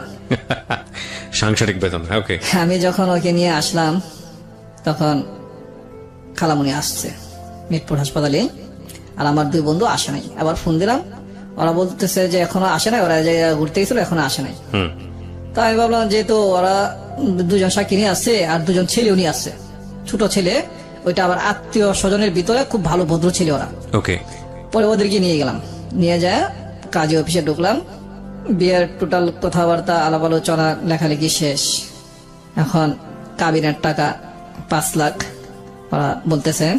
এখন আমি যে ড্রেস টুস কিনলাম, নাকের ফুল কিনলাম, এরপরে এত টাকা আমার কাছে নাই যে কাবিনের টাকা দেন মোহর, যেটা যেটা কোস্টিংটা যেটা আসে আর কি, এটা দেওয়ার মতো আমার কাছে নাই। ও আচ্ছা, কাবিনের টাকার যে ইয়েটা মানে কাজীকে দেওয়ার জন্য যেটা, হ্যাঁ, এই টাকাটা নাই আমার কাছে। 5 লাখ টাকা দিলেও আমার সমস্যা নাই, আমি বলতেছি। আচ্ছা। যদি এটার যে কোস্টিংটা আসে, এটা যদি আপনারা দিতে পারেন 5 লাখ না আরো বেশি দেন, সমস্যা নেই আমার। আচ্ছা, এটা আপনি বলতেছেন? আমি বলতেছি। ওদের এখানে আপনার চিকনি নামে একটা মেয়ে আছে, ওই মেয়েটা আপনার একটু বেশি বার্গেনিং করতেছে। ওই বলতেছে না, দিতে হবে দিতে হবে। আমি ঠিক আছে দেন, আপনার কাছে টাকা থাকলে আপনি দেন, প্রয়োজনে আমি পরে আপনাকে দিয়ে দিব, হাওলাতি দেন, আপনার কাছে টাকা থাকলে দেন। 5 লাখ টাকা কাবিন দেন, এটার যে গোষ্ঠীটা আসে এটা আপনি দেন। ওকে। আমি এটার নেক্সট আপনাকে দিয়ে দিব। এখন আমার সাথে এটা কোস্টিং দেওয়ার মতো টাকা নাই। কাবিন তো 10 কোটি দিলে সমস্যা নাই, যদি এটা কোস্টিং না দেওয়া লাগতো আমার কাছে। আমি এরকম আমার মনে হইতেছে। পরে লাস্টে কত টাকা আছে, এত টাকা আছে, এটা কত দেওয়া যাবো, 1 লাখ টাকায় দেওয়া হলো কাবিন। সরি, এখানে একটু ভুল হয়ে গেছে। যখন ওনারা বলছে 5 লাখ টাকা দিতে হবে ওই মেয়েটা, চিকটি মেয়েটা, আমি বলছি না, 5 লাখ টাকা দেওয়ার মতো এবিলিটি আমার কাছে নাই, এটা কোস্টিং দেওয়ার মতো। তো এখন বিয়ে হবে না, তাহলে চলে যেতে হবে, পরে একসময় করতে হবে। আচ্ছা ঠিক আছে, তাহলে চলে যাই। এটা বইলা, এই কথা বইলা ওরা চলে যাইতেছে, মানে মেরে নিয়ে টানা শুরু করছে, যা চল পরে একসময় হবে। ওটা আবার ওর আপু লাগে, মানে আপন না, যে মহল্লা থাকে বুঝতে মহল্লা পেরেছেন। তো ঘটনাটা কি দাঁড়ালো? হ্যাঁ। পরে চলে গেল আর কি, নিচে নামে বসছে, দোতলা ছিল কাজে, বেশ নিচে নামে গেছে। তো আমি মনে করলাম ওর আব্বু আমাকে দিয়ে গেছে আমার কাছে ওর মেয়ে, ওর মা দিয়ে দিল আমার কাছে। কোন জায়গার এক মেয়ে এই কাজের টাকা নিয়ে এই ঝামেলা বাজায় মেয়ে নিয়ে যাইতেছে, মেয়ে দিয়ে আবার একটু কান্না বাপ। নিচে নামে গেছে, পরে আবার আমি নিচে নামলাম, নামে হাত ধরে আবার নিয়ে আসলাম, কোনো কথা নাই, নিয়ে এসে উঠছি উপরে। আমি বলছি কাজী স্যার আপনি করেন, বিয়ে পড়ান, টোটাল কাজ সম্পন্ন করেন, 1 লাখ টাকা দেন। ওই মেয়ে বলতেছে না 5 লাখ টাকা দিতে হবে এনতেন। আমি দেখেন আমার শাশুড়ি এখানে উপস্থিত, উনি যা বলবো তাই। শাশুড়ি হঠাৎ করে বলে ফেললো, বাবা তুমি যা করো তাই, তুমি কাবিন দেওয়ার না দেও। আমি বললাম আপনি 1 লাখ টাকা কাবিন লেখেন, আর ওনাদের সাক্ষী সই নেন, আমার সই নেন, আর যা বলার বলেন আপনি। টোটালটা উনি কাজী সাহেব বিয়ে পড়াইলেন। বিয়ে শেষ, আমি ওখান থেকে ওদেরকে নিয়ে আবার নৌকাতে উঠায় দিয়ে দিলাম ওদের এখানে চলে যাওয়ার জন্য। মানে বউকেও দিয়ে দিলেন? বলুন তারপর। আমি বিয়ে করলাম ওকে, বিয়ে করে ওকে নদীর এই পার থেকে নৌকায় উঠাই দিলাম, ওদের সবাইকে বাসায় যাওয়ার জন্য। ওরা বাসায় চলে গেল। ওরা খুব রিকোয়েস্ট করলো আমাকে যাওয়ার জন্য, এবং ছেলে দুটা ছিল, ওরা বলতেছে যাইতে হবে। আমি বললাম না, ঝামেলা আছে ওইদিকে পোলাপান গুলি এরকম। আমি তখন ওর কনসেপ্টে কয় মাস চলতেছে? কনসিপে 3 মাস সামথিং। ওকে। পরে আমি যখন যাইতে যাই না, ওরা বলতেছে কি ছেলে কি করবো, কোন ছেলে আর কি করবো, আসো তুমি আমার সাথে, তুমি বিয়ে করছো, এখন তুমি বেটার মতো যাবা। আমি বললাম দেখো ভাই, ঝামেলা এরা চলাটা ভালো, ঝামেলা যুক্ত করিয়া এই মামা সিং এর বা অন্য কোনো বইলা গর্ব করে এগুলো কোনোতে লাভ নাই। ঝামেলা হয়ে গেলে তো হয়ে গেল।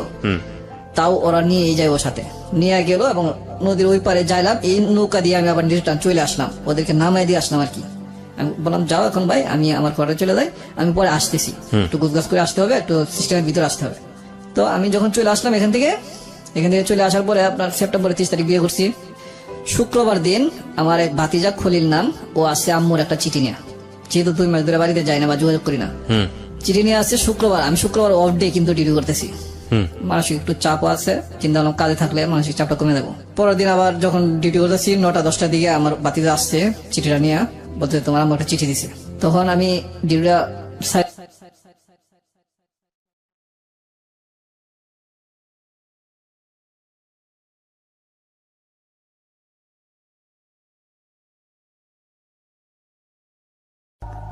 তখনকার মুহূর্তটা আমার জীবনে বলার মতো না। আমি যেন আমার মার মুখের কথা শুনতেছি, আমি পড়তেছি না। আমার কাছে এত খারাপ লাগলো, এত ব্যথায় ব্যথিত হইলাম আমি। পৃথিবীতে যদি সর্বশ্রেষ্ঠ কিছু থাকে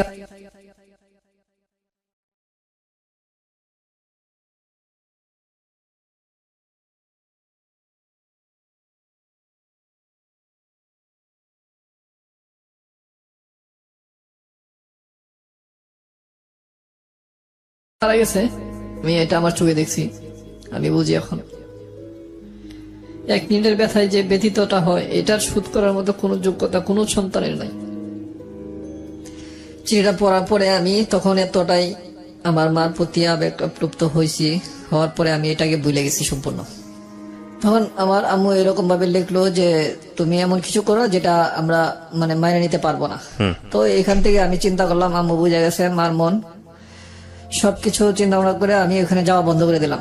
বৃহস্পতিবার বিয়ে করছি, শুক্রবারে চিঠিটা পাইলাম, এবং বাতিজাকে বললাম চিঠিটা কি আজকে নিয়ে আসছো, যেহেতু সকাল সকাল আসছে, সেহেতু আমি প্রশ্ন করলাম, না আজকে না, এটা তোমার আম্মু দিয়েছে বুধবার দিন আমি ঢাকা আসছি।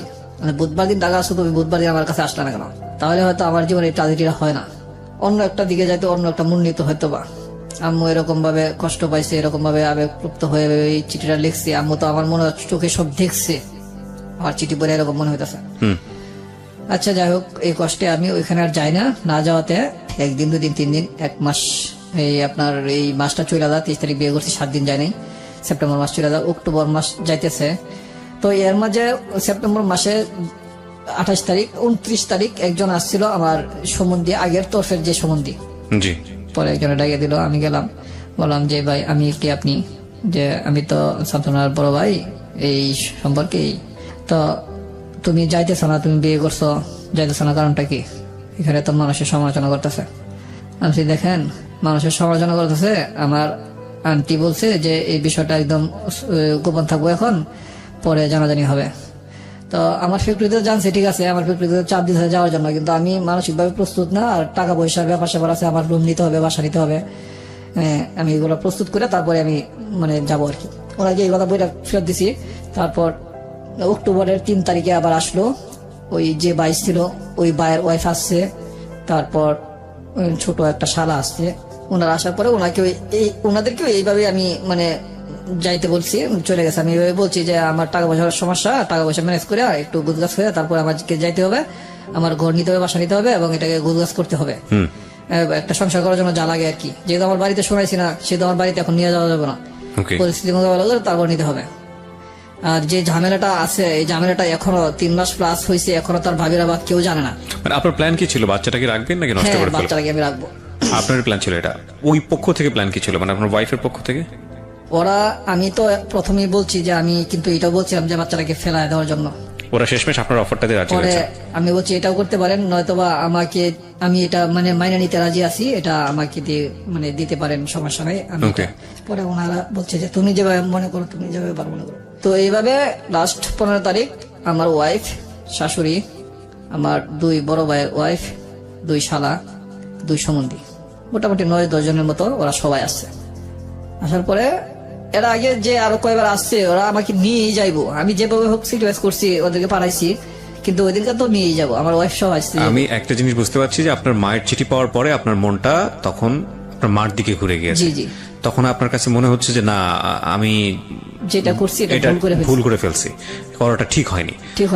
আর এদিক থেকে তো আলটিমেটলি যারা আপনাকে বিয়ে দিয়েছে তারা তো আপনাকে টানাচাড়া করবে, এটাই খুব স্বাভাবিক, কারণ বিয়েটা হয়ে গেছে। সো ফ্যাক্টর হচ্ছে এটাই। হ্যাঁ, তো সবে মিলে এসছে। তারপর পরে আমি কি করব, এখন যাইতেই হবে, এখন আর মানে ইয়া নাই, কোনো ওয়ে নাই যে আমি না যাব। পরে আমি বললাম আচ্ছা ঠিক আছে, আজকে আমি যাব, কোন আমাদের সাথে যাইতে হবে। বারবার বলতেছি আমি একটু গোছ কাজ করে কিছু একটা সাথে বা কিছু একটা কেনাকাটা করবো, তারপর যাবো, আমি যাবো আজকে শিওর কনফার্ম। এটা ওনারা মানতে আছে না, যে অনেকবার ঘুরে দিচ্ছেন, আপনার সমস্যা নাকি, সমস্যা থাকলে বলেন। আমি বলছি বারবারই সমস্যা নেই, এখন আবার অলরেডি আবার মুডটা আবার ঘুরে গেছে। এখানে আপনার 23 তারিখ, পরের মাসের 15 তারিখ, এই 22 দিন পরে কিন্তু যাইতেছি। একসাথে বের হয়েছি, বের হয়ে আমি বলছি যে আচ্ছা ঠিক আছে আপনারা যান, আমি মার্কেটে যাই, একটু মার্কেটে যাই, কিছু কেনাকাটা আছে, কেনাকাটা করে পরে আসতেছি। পরে লাস্ট রাস্তায় এটা আমি ম্যানেজ করে ওরা যাইলো, আমাকে যাইতেই হইব।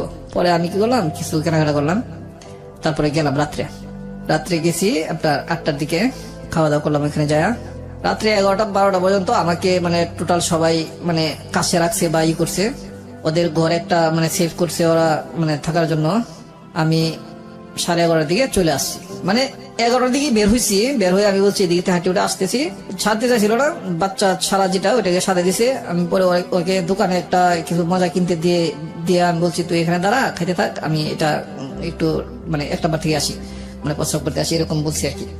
তো ও দাঁড়ায় রয়েছে, আমি চলে আসছি। পরে ওরা আমাকে খুঁজে আমার অফিসের নাম্বার কল দেয়, আমার তো তখন নিজের ফোন নাই, অফিসের নাম্বার ফোন দিলে আমাকে পাইছে। আমি বলছি দেখেন এখানে যে ঝামেলাটা আমি দেখছি, এক বাসায় নিচে উপরে বিছানা, এভাবে আমি থাকতে পারবো না, আপনাকে আমাকে ক্ষমা করবেন। আমি তো গেছি, আমার সম্পর্ক ঠিক আছে, সম্পর্ক থাকবো, আমি এটা মানে করতেছি, প্রসেস করতেছি রুম নেওয়ার জন্য, তারপরে আমি আসবো আবার।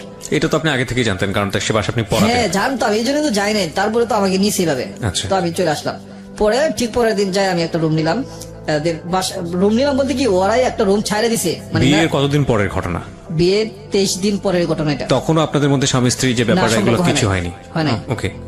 পরে আপনার যখন পরের দিন আবার আমাকে ফোন করছে, আমি ডিউটি করতেছি, তখন আমার ফোন করছে, রুম একটা ম্যানেজ হয়েছে, মানে আমার শাশুড়ির রুমের সাথে আরেকজন আসছিল, ওইটাকে মানে ম্যানেজার দিয়ে মানে এটা ক্লিয়ার করেছে, তাকে অন্য আরেক রুমে পাঠাইছে। তো আমি বলছি না, এটা তো আপনারা আমাকে মানে ভাবি ফোন করছে, আমি মিথ্যা কথা বলে নিতেছেন, না ভাই সত্যি আপনি আসেন, আসলে কালকে যেমন গেছেন আজকে যাইতে পারবেন না, আপনাকে ভাইনা রাখুন নাকি? আমি বলছি ঠিক আছে। আসছি, আইসা দেখি ঠিকই রুম ক্লিয়ার করছে। ওরা এমন ভাবে গোছ গাছ করে রুমের মানে দিনের বেলা কমপ্লিট করে রাখছে, আমি আসলে আমাকে তালা দিব। ওকে। ব্যাপারটা হয়েছে এরকম, মানে 24 দিন হয়ে গেছে আমরা একসাথে থাকি নাই, ওদের কাছে একটু অন্যরকম লাগতেছে। ঘটনা কি, ওদেরকে আজকে একসাথে রাখবো, দিনেই রাখবো, মানে এইভাবে প্ল্যান করছে ভাবি, দুই ভাবি মিনা। তো যাওয়ার পরে খাওয়া দাওয়ার সবকিছু আগে ম্যানেজ করে রাখছে। তো 11টার দিকে গেছি, দিনের 10:30 11টার দিকে। তখন খাওয়া দাওয়া করলাম, খাওয়া দাওয়া করার পরে বাইরে দিয়ে লক করে দিল গেট। থাকেন আপনারা এখানে, গল্প করেন, আমরা আছি এখানে। আবার গলির ভিতরে আপনার নিরিবিলি আছে, কোনো উচ্ছৃঙ্খলতা নাই। তখন আমি করলাম কি, এখানে একসাথে গল্প একটু করলাম দুজনে, বাসর করে যা হয় আর কি আমাদের দিনের বেলায় তাই হইলো। সময় নিলাম অনেক সময় নিয়ে অনেক কথা বলে অনেক আলোচনা করলাম। ও তো একদম ছোট বাচ্চা মেয়ে, তো ওর সাথে যে কাজটা ওরা করছে এটা তো খুব খারাপই করছে। তো এই অবস্থা বাচ্চাটা বড় হইতে লাগলো। আমি করলাম কি, এরপরের মাসে আমি বাসা চেঞ্জ করে ফেললাম। এত কাছে এত সাথে আমি বাসা রাখবো না, আরেক জায়গায় বাসা রাখলাম, আর এর থেকে 1.5-2 কিলোমিটার দূরে। ওইখানে বাসা নেওয়ার পরই হয়েছে কি, আমার আপন যেটা মারা গেল, বাসা নেওয়ার 8-9 দিন পর মারা গেল। তখন আমি আমার অফিস থেকে ফোন দিছি ওইখানে মালিকের নাম্বারে, মালিকে আমাকে ডাকছে, আমি জাগনা পাই নাই। মালিকে আবার এটা আমাদের রুমটা এমন সিস্টেম ছিল, মানে এখানে ডাকলে শোনা যায় আর কি সহজে। সাথের যে রুম আছে ওই রুমের যদি কেউ বলে দেয় তাহলে হয়তো হবে। মালিক আর নিচে নামছে না, তো ওইখান থেকে অফিস থেকে লোক পাঠাইছে আমার অফিস থেকে আমার বাসায়। ও ডাইগা এখান থেকে বলতেছে মেন গেট থেকে যে তোর চাচা মারা গেছে, আমার নাম ধরে বলতেছে। পরে আমি শুনলাম, শুনে আসলাম, বললাম। পরে আমি এখানে গেলাম আর কি। যাওয়ার পরে হয়েছে কি ভাই, আমি 5 দিন ছিলাম এখানে। 5 দিন থাকাতে ওরা ভাবছে কি, যেহেতু ও প্রথম 23 দিন আসে নাই, এখন এখানে 1 মাস তাও গেবে আসছি। এই বাসাটা কিন্তু যখন নিচে 1 মাস গেবে আসছি, তো 4 মাসের উপরে হয়ে গেছে কিন্তু বাচ্চার বয়স। আবার ওইখানে যা 9-10 দিন ছিলাম ওই নতুন বাসায়, 5 মাসের কাছাকাছি হয়ে গেছে এদিকে। আবার এদিকে বাড়িতে এসে 5 দিন খাবার দাবারের যে একটা আয়োজন, এটা শেষ করে আমি আসবো এরকম প্ল্যান, ঠিক তাই করলাম। আমার মনে তো কোনো ইয়া নাই, ওরা ভাবছে কি আমি আর আসবো না। গেবে কিছু প্ল্যান গেছে আমার, যে আমি নিয়মিত তারপরে কি করছে ওরা, বাজারে ফেলাই দিব। ওকে, মানে আমি আইসা শুনলাম টোটালি প্ল্যান। আমি যখন আসছি তখন আর আধা ঘন্টা পরে আসলে তারা এই কাজের জায়গা আর কি, আধা ঘন্টা পরে আসলে ওরা চলে যায়, আমি আইসা পরে পাই না, বাসায় পাই না, মানে এই কাজের জায়গা আর কি ফালানোর জন্য। আপনি আসার পরে তারপরে ঘটনাটা স্টপ হলো। তখন আমি যখন দেখলাম তখন সবাই থেকে গেল, সবাই বলতে নিয়ে একটু এদিক সেদিক যাতে যাচ্ছিলাম ঘুরতে, ওদের বাসায় এরকম ভাবে আমাকে সেভ করলো, মানে ম্যানেজ করলো আর কি। পরে আস্তে আস্তে জানতে পারলাম ও আবার একটু বাঁচাল ছিল, সব কথা বলে দিত, কিন্তু সব কথা বলে দিত। পরে কয়েকদিন পরে বলে দিল যে এই ঘটনা, তোমাকে তো বিশ্বাস করছিল না, আর আমাকে এই দিনকে এই সময় এই মুহূর্তে এই কাজটা করতে চাইছিল, তুমি আর আধা ঘন্টা পরে আসলে আমাকে পাইতা না, বা এই বাচ্চাটাও তুমি আর পাইতা না। তবে একটা ভালোই হতো, যেটা যাওয়ার শেষ হয়ে যাইতো ঝামেলা, তুমি আসলে পরে আমাদের সম্পর্ক থাকতো। এই অবস্থা করে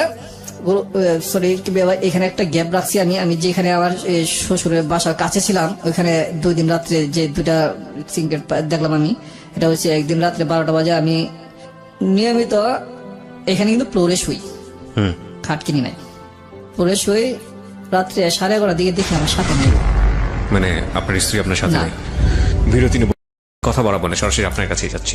যে যখন রাত্রে 12টা 11:30 দিকে দেখি যে ও নাই, আমি বিছানা হাত দিলাম, তখন আমি ভাবলাম টয়লেটে গেছে। টয়লেটটা যে জায়গা যাওয়ার মতো এবং একলা যাওয়ার মতো পরিবেশ আছে, বাইরে একটা মেন গেট আছে, এটা বন্ধ থাকলে আর টোটাল ভিতরে আর কোনো সমস্যা নাই, তো একলা গেছে সমস্যা নাই। তো আমি বললাম যে ও তো আমাকে ওটা দিতে পারতো, একসাথে যেতাম, আমারও একটু সমস্যা, আমিও টয়লেটে যাবো।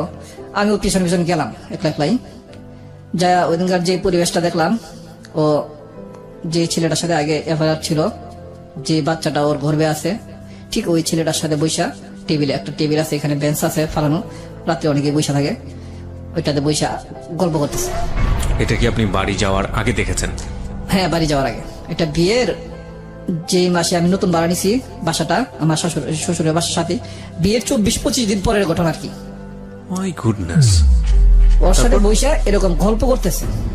তো এইটা আমার মাথায় অনেক মানে চাপ লাগছে, কিন্তু আমি তারপরেও নেই নাই কেন, হয়তো বা এলাকার পোলাবার মানে আবার একটু প্রভাবশালীও রংবাস টাইপের, হয়তো আইসে কোনো বিষয়ে কোনো কমিটমেন্ট বাকি ছিল, হয়তো এটা শেষ করতে আসছে বা একটা গল্প এরকম হইতে পারে।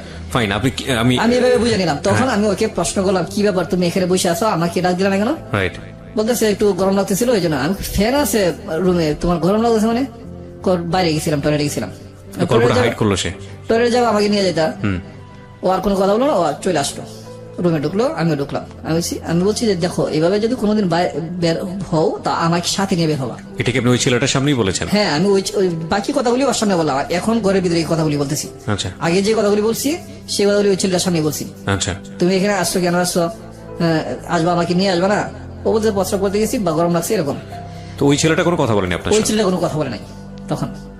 আচ্ছা, কিন্তু গল্পটা যে ওরা দুজন করতেছে, আমার গেটটা এমন সিস্টেমের, গেটটা আপনার আপনাতেই লাইগা যায়, টান দিলে আপনাতেই যায় লাগে। ঠিক আছে, হ্যাঁ। তারপর পরে ঘরে আমি এভাবে বুঝাইলাম, আমি দেখো এরকম যেন না হয়, আমাকে সাথে নিয়ে যাওয়া। পরের দিন আবার ঠিক সেম একই ঘটনা। দেখলো আমরা দুজনের দৈহিক সম্পর্ক হয়েছে। তো এই সময় একটু শারীরিক অবস্থা একটু অন্যরকম থাকে, একটু শুইলে ঘুম ধরে। তো আমিও ঘুমিয়ে পড়ছি। ঘুমিয়ে পড়লেও একটু ঘুমের একটু ছিল, আমার সম্পূর্ণ রেশ লাগে নাই। ও বাইরে গেছে, গেটটা একটু শব্দ করে টুন করে, আবার মিশে যখন তখন একটু টুন করে শব্দ করে, তখন আমি জাগনা হই। আমি তখন নলেজে রাখি এবং চুপ করে শুয়ে থাকি। তো গেছে, যাওয়ার পর আমি কিছুক্ষণ পরে গেছি, যাই টয়লেটে ওরা দুজন একই অবস্থা। টয়লেটে? জি।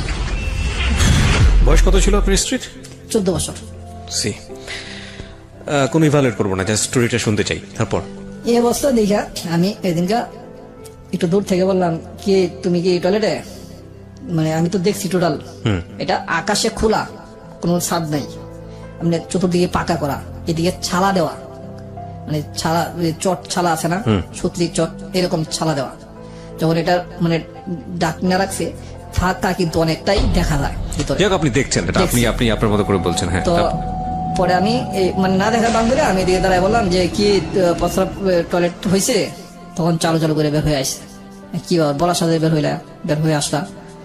চলো চলো, হয়ে গেছে। আমি তো করবো। কত তুমি পুরুষটা যাও?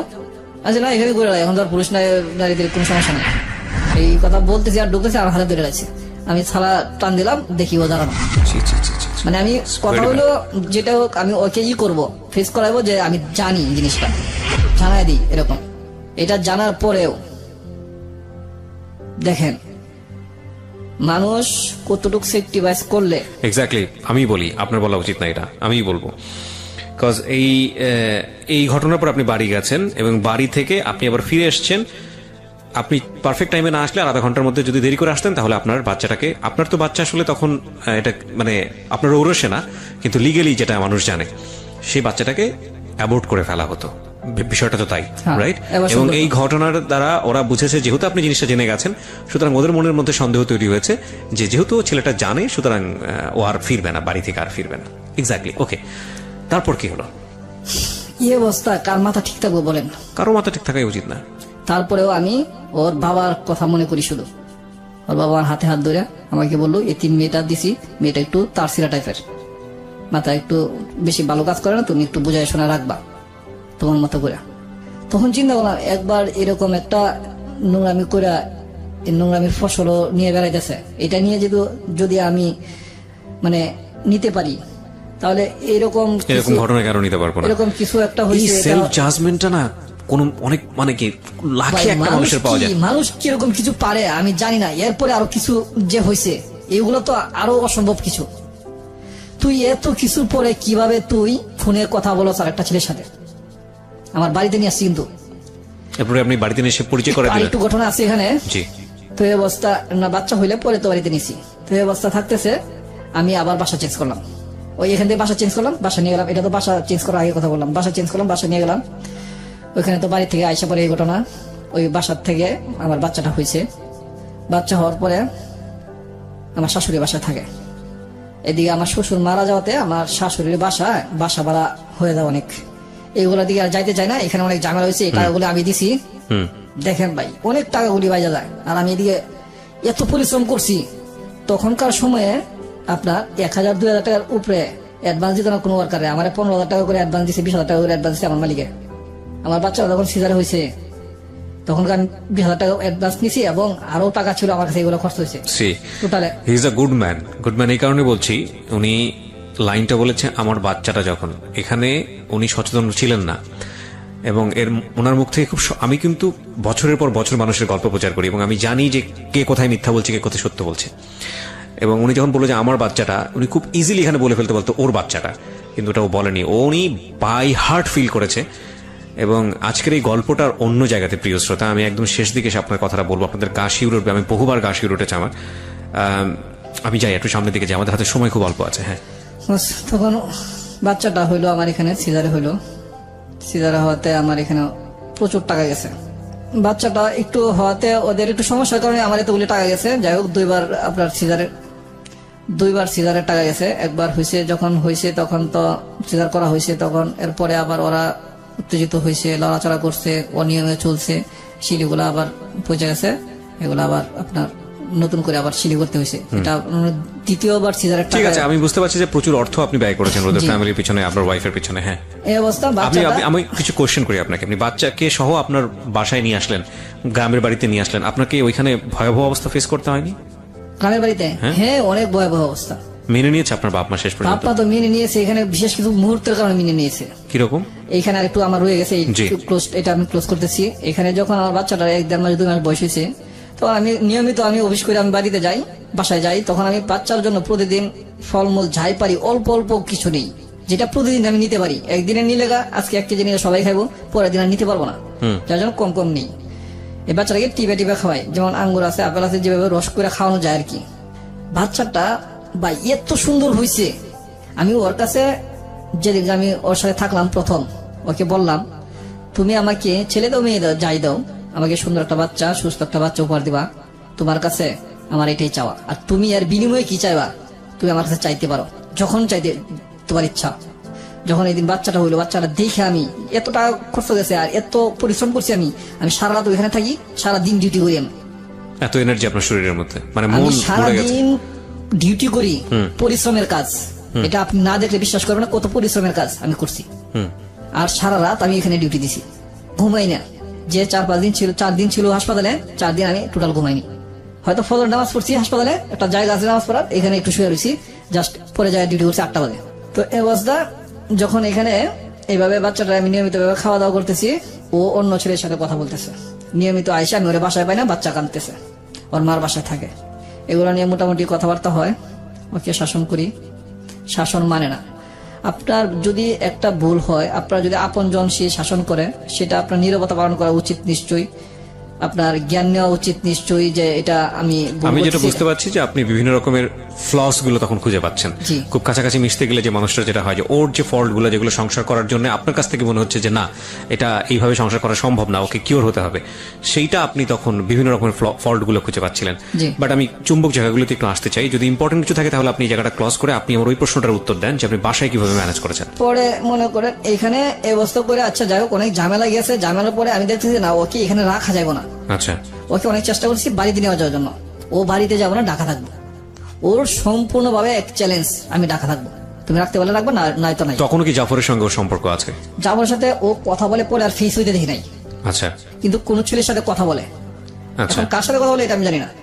এর মধ্যে আবার কিছু দুর্ঘটনা ঘটছে, আমার আসা যাওয়াতে রাস্তা আমার আটকাইছে, মারার চেষ্টা করছে, মারামারি হয়েছে, কিন্তু আমার সাথে পারে নাই। এটা মানে পোলাপান অল্প ছিল এবং ছোট ছিল, ওরা আমার সাথে পারে নাই। আমি মাইরটা কম খাইছি, মাইর এত বেশি খাই নাই, যেটা কোনো সমস্যা হয় না। জাফরের কথা বলছেন? হ্যাঁ, ওদের গ্রুপ আর কি, ওরা আমার আটকাইছিল, অনেক ঝামেলা হয়েছে এদিকে আর কিছু রাত্রে আসা যাওয়ার ভিতরে। আচ্ছা, গল্পটা যেহেতু ছোট করতে চাইছেন, আমি একটু ভালো ক্লোজ যেগুলো এগুলো দিয়ে যাচ্ছি। তো এখানে করলাম কি, আমি চেষ্টা করছি ওকে বাড়িতে নেওয়ার জন্য। ও যাবে না, ও এখানে থাকবে, ও এইখানে থাকবে এবং ভালোভাবে থাকবে, ভালো পরিবেশে থাকবে। আমি ওইখানে ওরে রাখবো না এবং ভালো পরিবেশে রাখবো না। ওকে আমি খরচাপাতি দেওয়া বন্ধ করলাম। এর আগে কিন্তু ওরা দুধের বাসার ভাড়া, ওর বাবা মারা যাওয়ার পরে যে বাসা ভাড়া জমছিল, ওইগুলো সব দিছি, এখন টোটাল বন্ধ করে দিলাম খরচ। এখন ও আমার সাথে আরো বেশি করতেছে। এর আগে কিন্তু অনেক কিছু আমি বাদ দিছি, ওর কাপড় চোপড় কিন্তু আমি ধুয়ে দিছি। ও কিন্তু নোংরা একটু টাইপের, বুঝতে পেরেছি, হইতে পারে অনেক, কিন্তু একটু নোংরা টাইপের, কোমল থেকে কঠিন হয়েছেন। হ্যাঁ, আচ্ছা, আমি করলাম কি, পরে প্ল্যান করলাম ওকে কিছু দিব না, কিছু দিই না। ও আরো বেশি প্রখর হয়ে গেল, ও আমার দিকে আরো বেশি মানে উল্টা হয়ে গেল, যে না এখানে রাখতে হবো, আমাকে সব দিতে হবো, আমার ফ্যাক্টরিতে চলে যা, ওইখানে যায় আমার দেখা দেখি পরিবেশ নষ্ট করে। তো এই পর্যায়ে করলাম কি, একদিন বাসায় আসলাম, বাসায় আসা আমি বললাম, দেখো তুমি যদি এখানে থাকো আমি রাখতে পারবো না, আমার এত কামাই নেই, কারণ আমার মা বাবাকেও দিতে হবে, তোমাকেও দিতে হবে বাসা ভাড়া, প্লাস সন্তান মানুষ করতে হবে। এত এবিলিটি আমার নাই, এত কামাই নেই আমার। যেটা আমার কামাই আছে বাড়িতে থাকলে তুমি খাইতে পারবো, মাও খাইতে পারবো, এবং আমার কিছু আয় থাকবো সন্তান মানুষ করার জন্য। তো করলাম কি, ওকে আমি বললাম যে চলো বাড়িতে চলে যাই, ও যাবে না। আমি করলাম কি, শিশু বাচ্চা লাগিয়ে সকালবেলা নিয়ে বের হইলাম 9টার দিকে। আমি বাচ্চা নিয়ে চলে গেলাম, ভাবলাম বাচ্চার সাথে বন্ধু আসবো। বাচ্চাটাকে নিয়ে আমার অফিসে নিয়ে রাখলাম দিনের 11টা পর্যন্ত। 8টা বাজে নিয়ে আসছি, 8:30 বাজে 2-2.5 ঘন্টা 3 ঘন্টার মতো রাখছি আমার অফিসে। দেখি যে আসে না, তো আমি আর রাগ করে আর বাসায় ফিরি নাই, বাচ্চা নিয়ে চলে গেলাম বাড়িতে। মানে আপনার গ্রামের বাড়ি? হ্যাঁ, বাচ্চা এর আগে তো জেনে গেছে যে আপনি বিয়ে করেছেন, এখানে বাচ্চা না হয়েছে? এখনো তো জানে, এখানে আরো ঝামেলা হয়েছে। ঝামেলাটা হওয়াতেই যখন মাইনে নিছে আর কি, এটা হয়েছে কি, আমি যখন নিয়ে যাই তখন আপনার শৌখিন সার্ভিস ছিল আসি, এটা সর্বোচ্চ ভালো এবং দামি গাড়ি, এটা ভিআইপি যারা তারা যাইতো আর কি। তো ভিআইপি পার্সন লোক সবাই উঠছে, আমি বাচ্চাটাকে নিয়ে উঠছি। বাচ্চাও তো আমার ভিআইপি পার্সন, বাচ্চা জামা কাপড় আচর সব দিকে ভিআইপি, আমি শুধু একটু নর্মাল। তখন আমার যে পরিবেশটা একটু নর্মালি।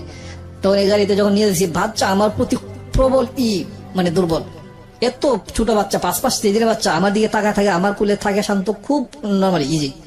যখন নিয়ে গেছি, আপনি সকাল 7টা-8টা দিকে নিয়ে আসছি, কিন্তু সকালে দুধ খাইছে না খাইছে জানে না, এই সারাদিন না খাওয়া। যখন নিয়ে যাচ্ছি তখন 11টা বাজে, গাড়িতে তখন মনে হয় 12:30 বা 1টা বাজে, 5টা বাজে আমি জানামছি। গাড়িতে আপনি বনানী কাগলি পার হয়েছে, তখনই কান্না শুরু বাচ্চা, আর থামানো যায় না। এমন একটা পরিবেশ সৃষ্টি হয়েছে গাড়িতে, বাচ্চার কান্না, কোন একটা মানুষ সিটে আর বইসা থাকা নাই। কেউ পিছন দিকে, কেউ ওই সাইড হইলে ওই সাইড দিক থেকে দেখতেছে কি ব্যাপার, বাচ্চা করতে আছেন। তখন আপনার র্যাব নামাইছে। এক্স্যাক্টলি, আমি নিজেও চিন্তা করছিলাম যে আপনি তো ধরা খাবেন, কারণ বাচ্চার মা তো সাথে নাই। রাইট। তখন তো র্যাবের চল, ওই সব ভদ্রলোকেরা বলতেছে বাচ্চা চুরি করে আনছে। বাচ্চা আগে জিজ্ঞেস ভালো করে, বাচ্চার মা কোথায়? আমি বললাম যে এরকম রাগারাগি হয়েছে, নিয়ে চলে আসছি বাচ্চাকে। তো বাচ্চার মা কোথায়? বাচ্চার মাকে আনছি না, বা বাচ্চা তুমি চুরি করে আনছো, অনেকেই বলতেছে এরকম। আমার সিরিয়ালে সোজা সিটে 2 সিটে বসছে, আমি বাচ্চাকে নিয়ে 2 সিট নিয়েছি আমি বাচ্চা ওই সিটে আর কাউকে বসে নেই। তো ওই সিটে হিন্দু একজন ভদ্রমহিলা বসছিল, ভদ্রমহিলা চাইতে বাচ্চা লাগে। ওই ভদ্রমহিলার স্বামী তপন নাম, ওনার বাড়ি মাসি, উনি বলতেছে বাচ্চা লাগে দাও, আমার বাচ্চা আছে, তোমার দিদি ওকে দুধ খাওয়াক। পরে ওই নিয়ে ওকে দুধ খাওয়াইলো, বাচ্চা শান্ত হয়েছে। তখন এদিকে সব আলোচনা চলতেছে, সবাই আইসা সবার হাতে মোবাইল আছে, মোবাইলে ছবি তুলতেছে, ছবি তুলে এইগুলা মানে নেটে ছাড়তেছে। তখন কিন্তু নেট খুব কম চলে, ভিআইপিদের হাতে চলে হয়তো। এটা মানে প্রচার করার জন্য, সংবাদে দেওয়ার জন্য এরকম ভাবে প্রচার করতেছে যে এরকম চুরি করে একটা এত সুন্দর বাচ্চা আনছে, এত সুন্দর বাচ্চা, এত গুড নিউজ, এত সুন্দর, মানে সবাই দেখা মানে অবাক। এই বাচ্চা দেখে আমি কিছুতেই বুঝে থাকতে পারি না, এই বাচ্চা দেখে আমি বাচ্চাকে নিয়ে আসলাম। তখন এখানে অনেক ঝামেলা হয়েছে।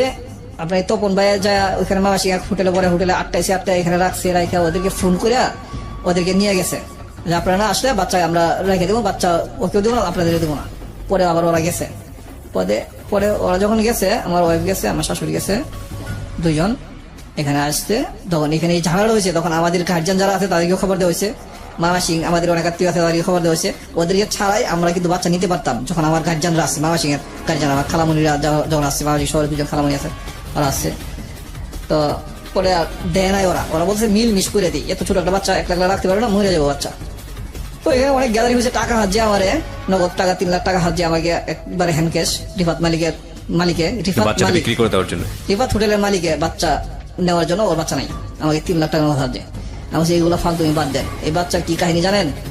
এই বাচ্চার কি কাহিনী জানেন না? তারপরে বাচ্চাকে আমি নিয়ে আসছি, কেন নিয়ে আসছি শুধু এই কথাই বারবার বলছি আমি। এই কাহিনী শেষ হবে না আমি যতদূর জানি, কারণ এই কাহিনী যে জায়গাটায় যাবে বা যাওয়া উচিত সেটা আমরা প্রচার করতে দিতে চাচ্ছি না, এখানে এসে একটু ক্ষান্ত দিচ্ছি। আমরা আরেকটা এপিসোড করতে চাই, সেটা অন্যরকম একটা এপিসোড হবে হয়তো বা কোনো একদিন। তবে কিছু কোশ্চেন দিয়ে আমি আজকের এই অনুষ্ঠানটা শেষ করব।